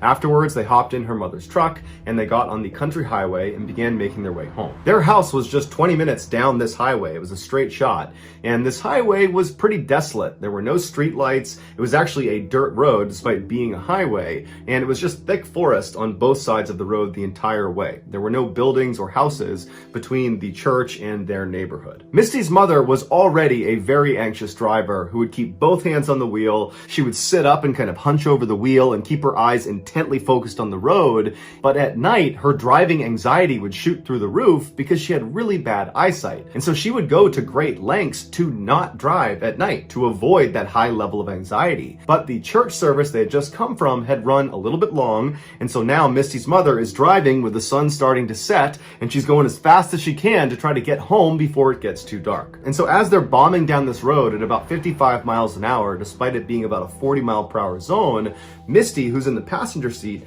just happens to look over at her mother for no particular reason. And as she's looking at her, she notices out her mother's window, it looks like there's a little girl sitting on the side of the road. What's a child doing out here in the middle of nowhere? She says to her mom, I think I just saw a little girl. And Misty's mother, who's high up on the wheel, she did not hear Misty the first time. She's just focused on driving and trying to get home. And so Misty says again, I think I just saw a little girl. We need to go back. I don't know what she's doing, but I feel like we need to go back and make sure she's okay. And so Misty's mom looks over at her and she's not prepared to turn the car around. That means staying out later, and it means she's gonna be driving in even darker conditions. And so she's like, did you really see someone? Because we gotta get home. And Misty's like, Mom, I'm pretty sure I saw a little girl. We have to go back. And so finally, Misty's mother, she's very annoyed, but she stops the car, she does a 3-point turn, and she begins driving back up the road where they came from towards this girl. Now, they had only made it about a half mile from where Misty believed she had seen this girl. And so pretty quickly, they slowed down because Misty said, I think she's in this area, and they both began scanning the right side of the road because that's where she's gonna be now that they've turned around. Now, it was starting to get very dark outside, but there was enough light and they had headlights. They were pretty confident they'd be able to spot this girl. And so as they're slow rolling down the road, they both see this girl a little ways up on the right-hand side. Her back was to the road. She had her knees tucked up to her chest and she was rocking back and forth. Misty's mother made a comment that it was a little bit surprising that this girl was out here. I mean, there's really nothing around here. There's no houses, there's no buildings, there's no trails to be walking in this forest on either side. It was just kind of thick forest. And so she just thought it was very strange that this girl would even be out here, especially because there's not any traffic on this road. And so Misty's mother began slowly rolling up to her, and she told her daughter that instead of just stopping right away, let's just drive past her and get a look at her, and then we'll turn around and see if she needs any help. And so as they got right up next to her, they realized she was not a little girl. She was a young teenager, but she was not a young child. And as they drove right past her, they would expect her to turn around and acknowledge the car creeping up on her, considering there's no other traffic in the area and you're just some person sitting on the side of the road. You should definitely turn around and see what's behind you. But the girl did not acknowledge them. She just continued to have her knees up to her chest and rocked back and forth. And so Misty and her mother are a little bit freaked out by this, but they drive past her about 50 meters. Misty's mother does a 3-point turn, and when they're looking back down the road, where the girl should now be on their left-hand side, they're oriented back towards their house now, she wasn't there anymore. But there were no street lights. It was now almost completely pitch dark outside, and so all they had was the headlights. And so Misty told her mom, drive up a little ways. Maybe the girl stood up and moved and we just can't see her because she's not in the headlights. And so Misty's mom began driving down the road and kind of turning slightly towards the left to shine the light more to the left, but there was no sign of this girl. For good measure, they turned right slightly to shine the lights more to the right-hand side of the road, but there was no sign of this girl.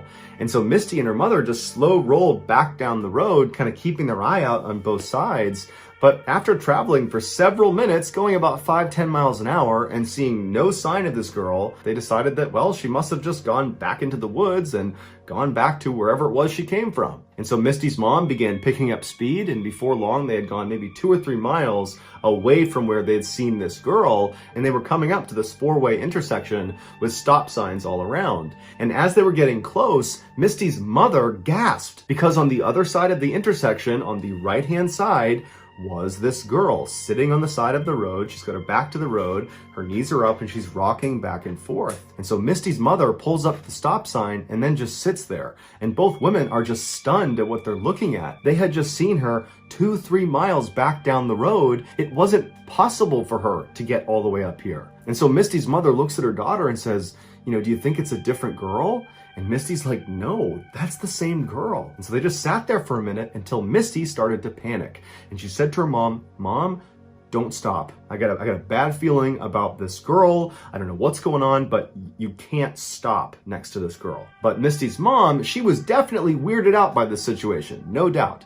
But she didn't feel good about abandoning this girl in the middle of the night on the side of the highway. And so even though she felt a little bit hesitant herself, she told Misty, we have to at least drive past her and ask if she's okay. That's the least we can do. And Misty was not having it. She said, Mom, do not stop. I got a bad feeling about this. Don't stop near this girl. But Misty's mom let up off the brake and began slow rolling past this intersection. And now at this point, Misty is just absolutely terrified. And so she takes her seatbelt off and she goes down into the footwell right in front front of her seat. And she closes her eyes and covers her ears, and she just continues to beg her mother to just please keep going, don't stop. But her mother just continues on until she stops right next to this girl who's still just sitting on the side of the road with her back to the road. She's got her knees up, she's rocking back and forth. She's not acknowledging Misty or her mother. And so Misty's mother turns to her daughter and says, please roll down your window. And Misty refuses. She's still down in the footwell, still in the fetal position. She's crying and she's still begging her mother to please just go home. And so Misty's mother, frustrated, reaches across the passenger seat and grabs the knob to roll down the window manually. So she rolls the window down, and Misty, who's down in the footwell, all she remembers is sitting there covering up her ears, and she's crying, and she opens her eyes and she's looking up towards her mom, who's reaching over the seat, and her mom yells out to this girl. And Misty remembers looking at her mom, who suddenly recoils in horror and screams, and then they take off like crazy, flying down the road. Misty jumps out of the footwell and she's looking at her mom and she's like, what's happening? What just happened? What did you see? And her mom's got her hand over her mouth and she's speeding down the road and she's crying now. And she's looking at Misty and she just doesn't have the words to describe what she just saw. And so Misty's asking her mom, what did you see? What happened? And finally her mother just said, she didn't have a face. She didn't have a face. It was hollow. There was nothing on her face when she looked at me. And so Misty screams and she's crying and her mom is crying, and they speed home. They're home just a couple of minutes later, and they run inside, practically falling over each other to get in the house. And as soon as they get inside, Misty's mom calls 911, and she didn't even know how to describe what she just saw. But she knew it was too embarrassing to try to describe it as some girl without a face sitting by the highway. And so she just told the police that they had seen a girl they think needs help. And so the police, they went out and they searched that entire stretch of highway. They looked for any sign of anybody out there, but there wasn't. There was never any trace of that girl.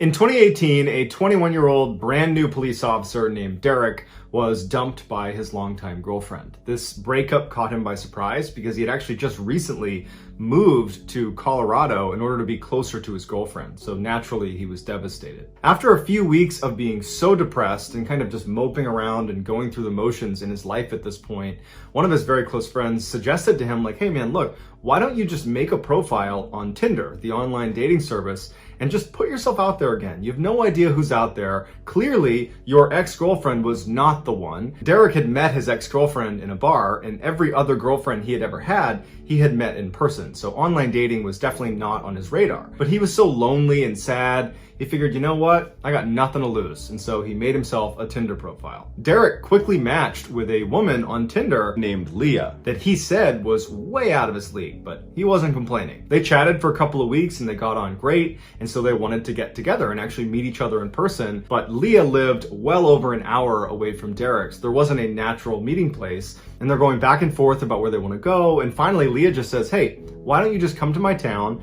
There's this great park that I go running in all the time. And they have this awesome field that's on a slope, and you can lay on it and look up through the trees and you can see the stars. And so that would be a cool thing to do on our first date, go stargazing together. So the date night finally came, and Derek was really excited. He was nervous too, because even though they talked on the phone, this is the first time they're going to see each other. And so the plan was he was going to drive out to her town and actually pick her up from her work. She worked at a hair salon, and from there they would make their way over to this park. And so Derek pulls up to the hair salon right as Leah is coming outside, and she's all excited and she's waving to him. She runs over and she gets in the car and they hug and kiss on the cheek. And it's like they knew each other, but they didn't know each other because their entire relationship was online or, you know, via texting or a phone call. And so it's like they had history, but they didn't. But either way, Derek was really happy, and it seemed like Leah was too. From the hair salon, it was a pretty short drive to this access road that was going to bring them into this park.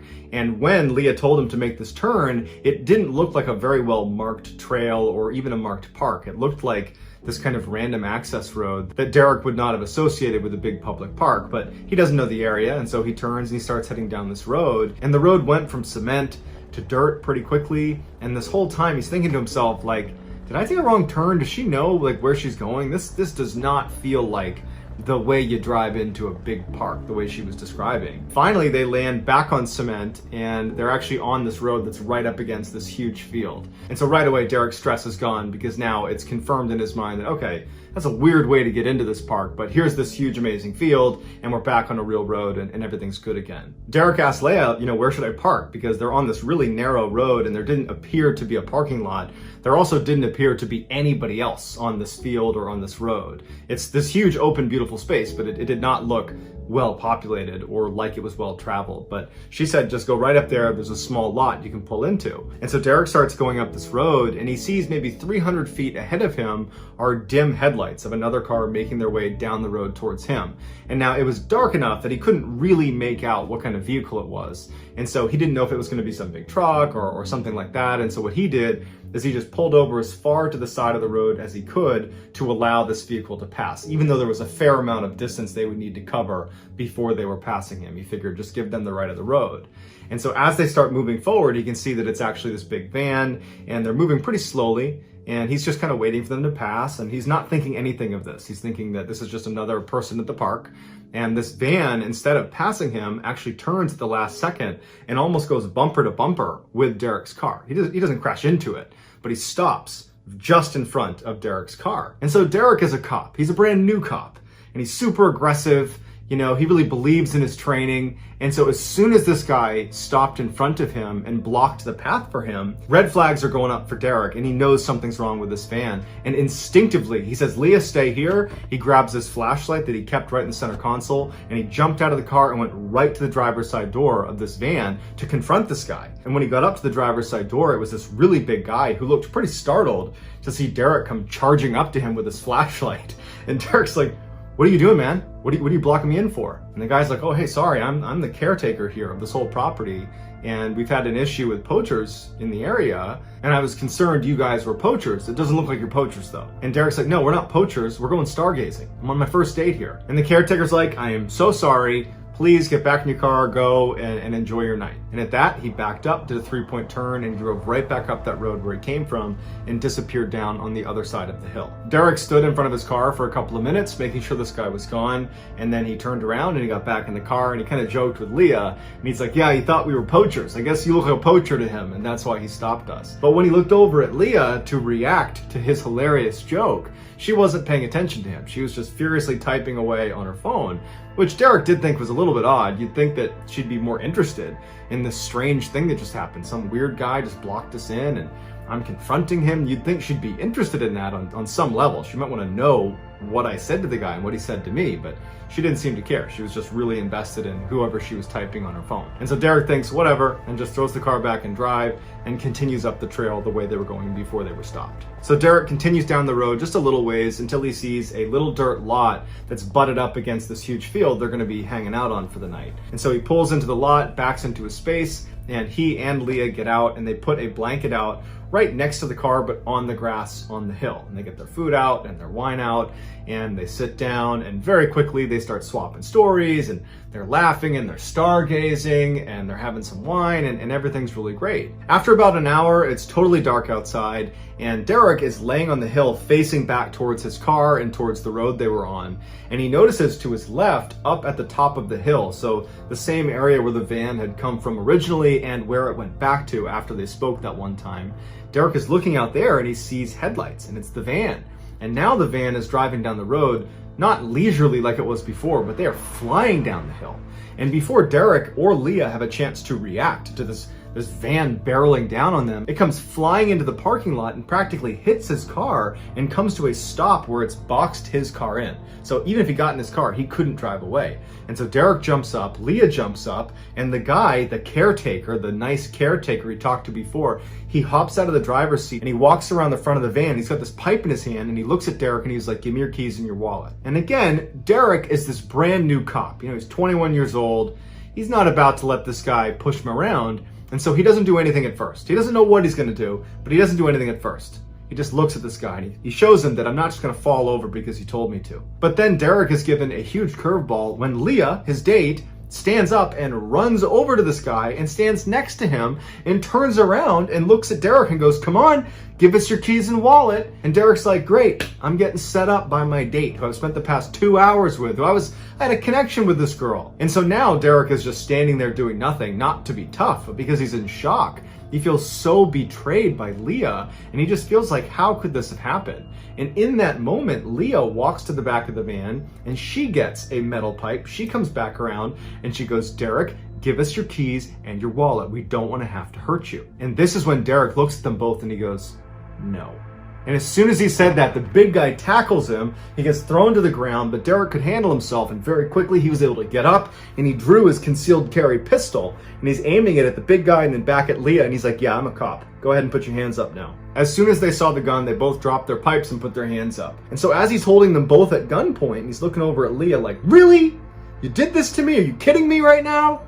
As he's doing that, he has to get his cell phone out of his pocket, type in 911, and then called dispatch and had to say who he was, what his badge number was, what happened, and where he is. And where he is was difficult to describe. And so as he's trying to explain these directions, and he's saying, oh, yep, go left at the light, and then there's a gas station there, you're gonna go up this field, you're gonna see me, I got these two people at gunpoint. As he's doing that, Leah and the caretaker look at each other, and they just turn around and bolt. They figure he's distracted, we can at least get behind the van and run into the forest before he's gonna catch us. And so instinctively, he takes off running after them, and he chases them for about 30 seconds into the tree line before he starts hearing gunshots. And they weren't his, someone's shooting at him, and he sees the muzzle flash out in the middle of the forest, and he's like, yeah, I'm not doing this. He turns around, runs back to his vehicle, he starts it up, and he has to basically smash into the van, back into the fence over and over again, like Austin Powers, like a 25-point turn, before he was barely able to grind his way out and peel out of this park. And so Derek pulls into the nearest gas station,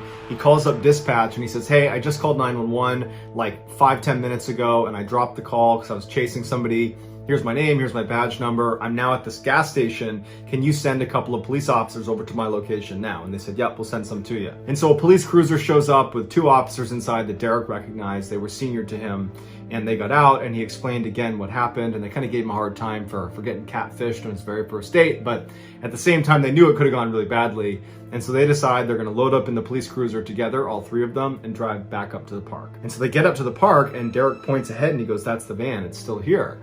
And so they drive up and they stop short of the van, and the 2 uniformed officers, they turn to Derek and they're like, just stay in here, we're gonna go check this van out. And so Derek's sitting in the car watching these guys go up to the vehicle, you know, guns drawn, they're looking all around, they're clearing behind the vehicle, they're looking in the wood line, there's nobody there, and at some point he sees them put their pistols away, and they go in the van, they're kind of shining with their flashlights all around, they're looking in the back, looking in the front, and then after a few minutes, they walked back to the cruiser. And as soon as they got in, Derek could tell there was just something off about how they were acting.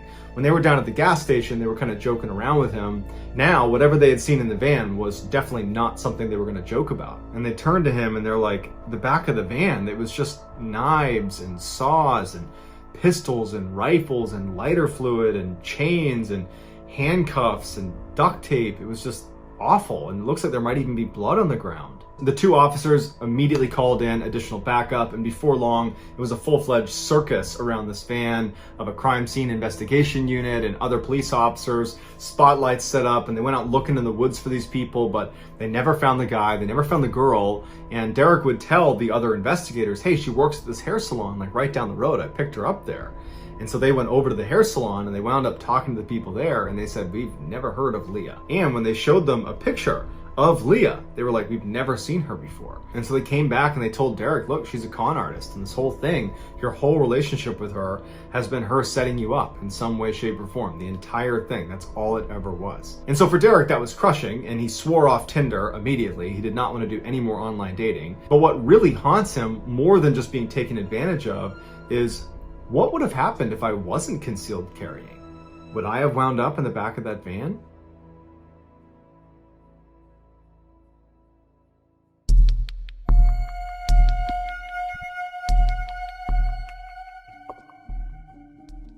Simply put, a goth is someone who finds beauty in things that most other people consider to be pretty dark. But most Americans tend to associate the term goth with the teenagers of the late 90s and early 2000s that wore all black and wore heavy black boots and would hang out in cemeteries. And while that representation of goth culture is, of course, limited, it is a good representation of the two protagonists in today's story, best friends Rachel and Molly. In the 1990s, Rachel and Molly were full-blown goths. They had black hair, black makeup, black clothes, they had the black heavy combat boots, and at one point they and their other goth friends started hanging out in a cemetery to be kind of ironic and funny, like, look at us, we're goth, we hang out in cemeteries.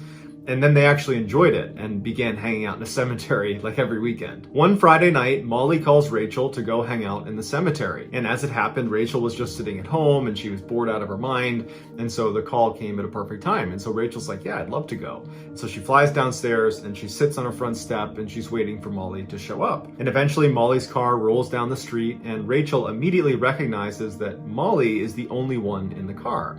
And Rachel, whenever she would go to the cemetery at night with Molly, they were always there with a group of at least 4 people. Even though they liked hanging out in the cemetery, they did recognize that it was a little bit creepy at night to be out there, and so they liked kind of rolling in a fairly big group. And so Rachel hops in the car, and her first question to Molly is, where is everybody? Are they meeting us there? And Molly said, oh no, everybody else is either working or they're kind of hungover from the party from last night, so it's just us two. I hope that's okay. And at the time, Rachel actually in her head was like, no, I don't really want to do this anymore. But she was like, oh yeah, that's fine. Yeah, we'll just go. Just the two of us. It'll be fine. Molly takes off from Rachel's house and she makes the familiar kind of winding commute to the front gate of this enormous cemetery that sits right in the center of town. They drive underneath this massive wrought iron gate that looks very medieval, very foreboding. It looks like it's out of a cheesy horror movie, this like cliche entrance to a cemetery. And so they go through there and they're on this road that stretches all the way down through the cemetery and basically splits it in two.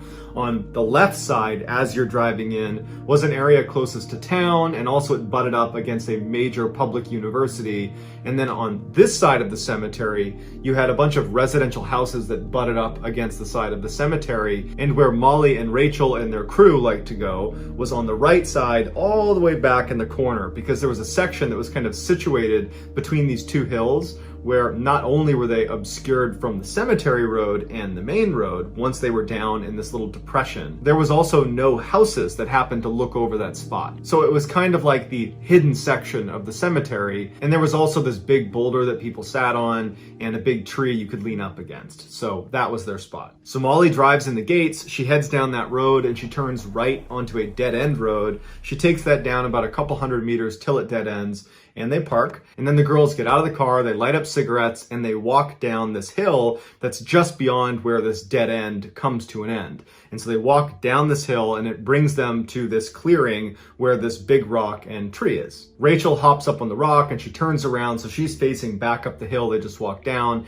and Molly is right next to her on her right, leaning up against the tree. And for the next hour or so, they just crushed cigarettes and talked about their various boyfriend drama and life drama and whatever else they wanted to talk about. After a while, the girls started to smell a bonfire, and from where they were sitting, they could see a hill in front of them, and there was actually another hill over here, and so their view is pretty obscured out of this little valley they're in, so they can't see any fires anywhere. And so they assumed that what they're smelling was a fire coming from the other side of the cemetery, because there's that huge university over there, and they knew sometimes the college kids would come onto the cemetery and they would light fires over there, and inevitably the police would get called and they would break up the fire because you're not allowed to have a fire on the cemetery. And whenever they did that, the police would actually make rounds around the entire cemetery, and historically, basically, if you were there hanging out, they would tell you to leave. And so they think, okay, this is probably a good time to leave, because probably in the next 30 minutes to an hour, the police are going to be here, they're going to come over here, see our car, and they're going to ask us what we're doing, and we're going to have to leave. So let's just leave now. So Rachel hops off the rock, and the two of them begin meandering their way back up the hill towards the car. When they get about halfway up the hill, they notice to their right something bright. Now, because they were higher up, they could actually see over the hill to their right, and what they were seeing was the top of a bonfire. So the girls take a couple more steps up the hill to gain some elevation to hopefully be able to see better down into where this fire is. But even when they're up almost at the top of the hill, that fire is too far down on the other side of that hill that they can't see any people, and they can't really tell how big the fire is. They're just basically seeing the top flickers of it. Even though they don't know anything about the people over there at this fire, what they do know is when they showed up, there was no fire over there. They would have recognized it. So whoever's over there had to have shown up and built this fire while Rachel and Molly were down at the rock and tree, which means there's a pretty good chance they didn't see Rachel and Molly. This is a pretty private area. Their car was parked a little bit off to the side of the trail. And so Molly picks up on this and she says to Rachel, hey, let's sneak back down and walk up their hill and look down and see who's here. I bet it's a bunch of college kids. It'll be funny to see what they're doing. But Rachel had a weird feeling about it. She's thinking to herself, if this is college kids, why would they have their bonfire this far away from campus? I mean, this is literally the farthest point away from the side of the cemetery that's close to their campus. If they're having a party over here, there's a good chance that anybody going to it is going to need to drive. And that just doesn't make sense if you can just walk to the other side of the campus and have a bonfire over there. And so Rachel is logically deducing that this is probably not college kids. But who else is having a bonfire in the secret section of the cemetery in the middle of the night? And Rachel's thinking that now if the police come here, they're definitely going to see us because we're so close to this bonfire. And so it's probably not a good idea to stick around much longer. But despite Rachel's hesitations, she is intrigued and she does want to see what's going on over there. So the two girls walk down the hill, they make it down to the rock and the tree, then they turn left and they begin walking up this other hill, the hill that's going to bring them up to this fire. And so they only get a few steps up this hill when they are suddenly hit with this disgusting putrid smell that just encompasses them and it makes them gag, and they're covering their mouth and their nose, and Rachel exclaims, oh my god, what is that? And then as soon as she says it, she realizes she was really loud, and she's like, and Molly's like, and they both freeze, wondering if the people on the other side of the hill have heard them. And after a little bit of silence, Molly's like, you want to keep going? And Rachel's like, no, we gotta go. Between the horrible smell that's obviously coming from this weird fire and the fact that Rachel basically just gave them away. And so for all we know, these people on the other side of this hill have heard us and now they're waiting for us to come over the edge, and it's gonna be really awkward if we suddenly crash their bonfire. Rachel, she's thinking about these things, and so she's like, let's go, we gotta go. Molly's disappointed, but she gets it, and the two girls turn around and begin walking back. And so they walk past the tree and the rock on their left, they turn right, and they're about to walk up the hill that's gonna bring them to their car when Rachel just turns around to look at the hill towards the fire where they were headed before. And standing at the top of that hill is a man just looking down at them. And the fire is illuminating him from behind, and they can clearly tell it's a man standing there looking at them. And immediately the girls felt really uncomfortable. It was almost like they had just been caught spying, even though they didn't actually get caught spying. It was what they were gonna go do. And so they felt like they had almost been caught red-handed. And so Molly and Rachel just turn and begin walking up the hill, kind of with their heads down. They just felt kind of awkward. And so they move a few more steps up this hill, and Rachel looks again at where this guy was standing, and he's now gone. And Rachel's relieved, but then she realizes he's gone because he's walking, power walking, down the hill towards them. And Rachel gasps and she grabs Molly and pushes her and says, go, go, go, go, go. And they start running up the hill, and Rachel looks around, and now this guy is running towards them. He's down now at the rock and the tree. He's gaining on them. They sprint up over the top. They run to Molly's car, and Molly's fumbling with her keys to get the car open, and Rachel's yelling, hurry up, hurry up, hurry up. Finally, she gets it open, and they both jump inside. Rachel locks the car doors, and as Molly is turning the key over, Rachel's looking out the back, and she's waiting to see this guy. And sure enough, as they pull off, she sees his head come up over the ridgeline, just enough that he can clearly see them leaving, and then he ducks back down and he disappears. And the two of them speed down the road, they make a left onto that main drive, and they speed out of the cemetery. For the first few minutes of their drive, neither of them say anything. This was just a very traumatic experience, and it was also very confusing, because they thought they were going over to spy on college kids having a bonfire, and then they're hit with that horrible smell. Like, what was that horrible smell? And then they leave, and there's this guy who did not look like he was a college kid. He looked like he was probably in his 40s, and then he's chasing them. like what was that? And when they did start talking about it, they couldn't really come to any sort of rational conclusion of what had just happened. And so they were both very spooked, and they decide, let's just go home and talk about this tomorrow.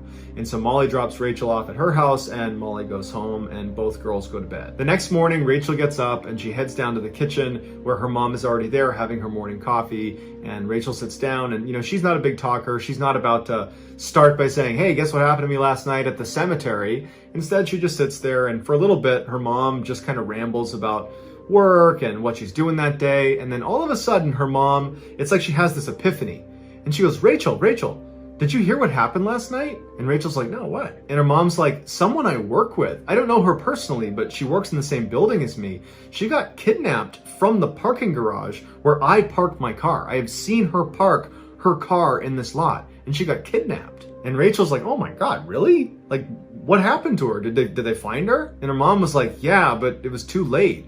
The person who had kidnapped her had killed her and then tried to dispose of her body at the cemetery by burning her in a bonfire. Rachel suddenly felt sick because now she knew what was happening last night, and she knows what that smell was. Rachel immediately pours her heart out about everything that happened the night before, and her mom is totally horrified, but she's in particular horrified that they clearly had been there when the killer had arrived and set up shop and began burning this body. They were just literally 50 meters away the whole time.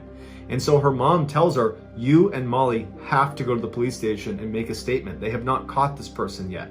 You've seen this person, you gotta tell them. And so Rachel calls Molly and breaks the news about what was actually happening the night before and who was actually chasing them to their car, and says, we have to go to the police station. And so they agree, they go down to the police station and they tell them what happened, but they didn't get a great look at him. They could only say that he was maybe in his 40s and maybe average height. And so the police wrote it all down, but they basically said, look, if you can think of more details, we would love to hear those because this isn't really enough to go on. And so the girls go back home and they're thinking to themselves, did he see us? Does he know that we saw him? Do you think he knows that we know he's a killer now? And so they're freaking out. But luckily, within 48 hours, the police actually caught this guy because he was driving around in the murder victim's car and someone spotted him. They pulled him over and he confessed, and so he went to jail. Needless to say, Rachel and Molly thanked their lucky stars that when they started ascending that hill and they were hit with that smell, that Rachel said, let's not go any farther. Let's leave. Because had they continued and gone to the other side, they could have wound up in the bonfire too.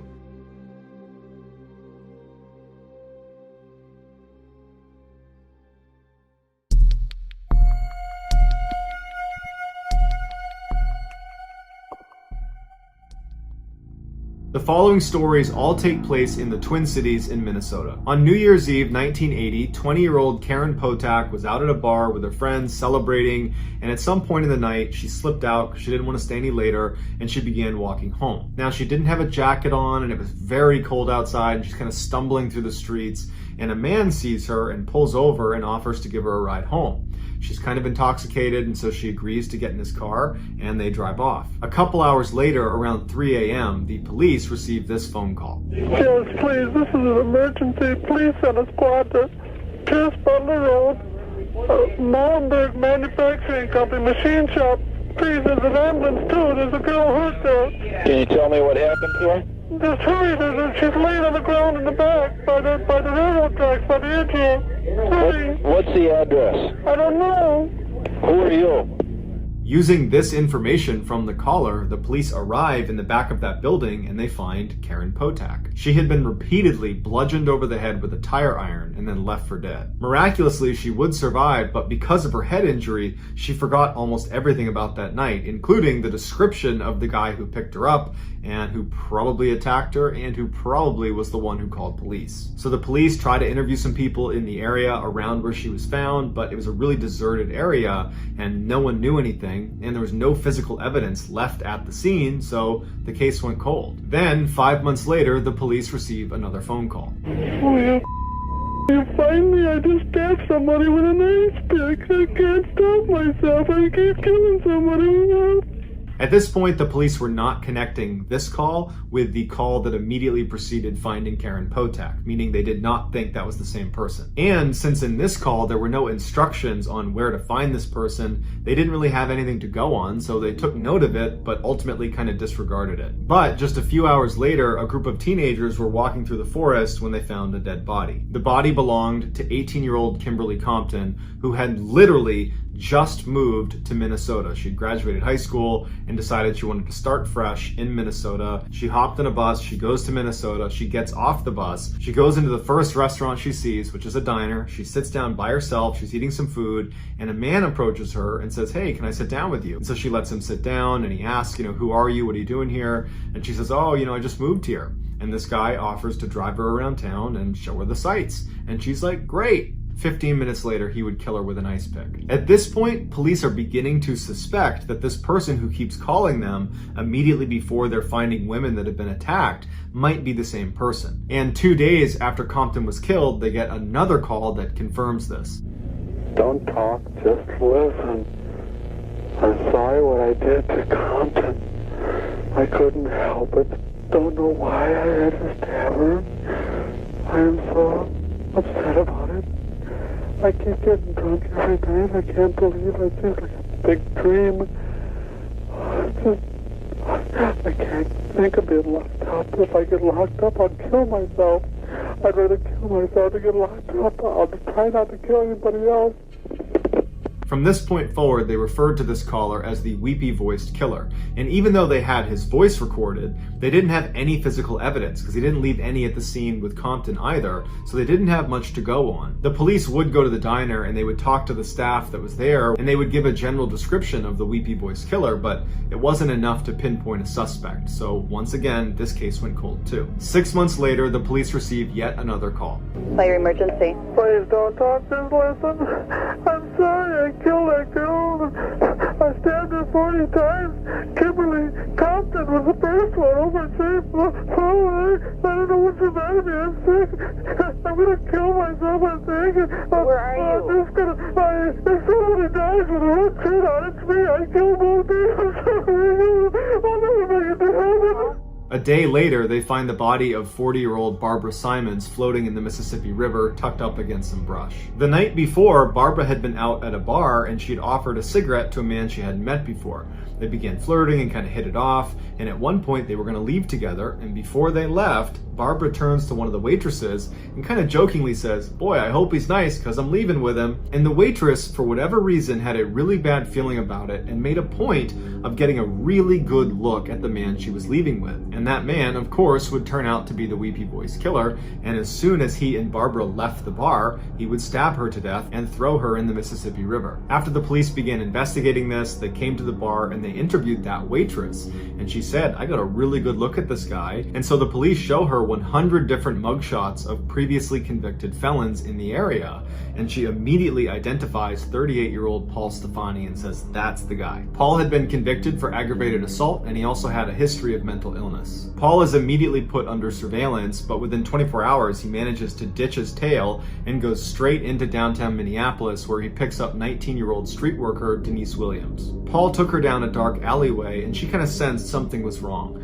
and so she grabbed a glass bottle that was sitting on the floor of the car, and when he went to attack her, she managed to hit him in the head and cut his face really, really badly, and she managed to protect herself enough that she could get out of the car and run away and save her own life. And a neighbor saw her running out of the car and kind of saw the whole exchange, didn't like how it looked, so they called 911. When police showed up, Paul was long gone. That same night, police get another call from the weepy-voiced killer. This one's a little bit different. He's actually asking for help for himself. I need an ambulance. Where? 1505 Westminster. 1505 Yes, Westminster. What's the problem? I'm all cut up. I got beat up. What's your apartment number?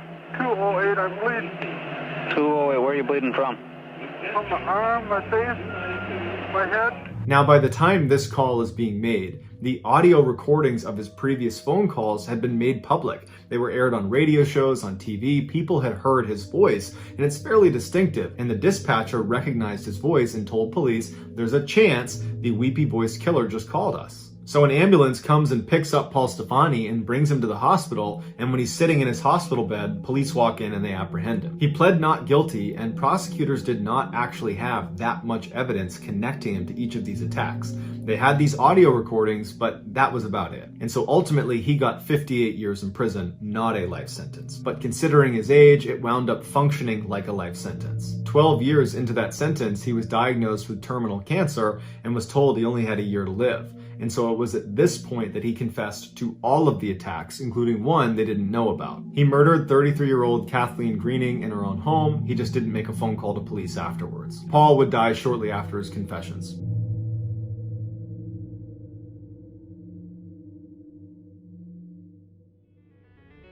Thank you so much for watching.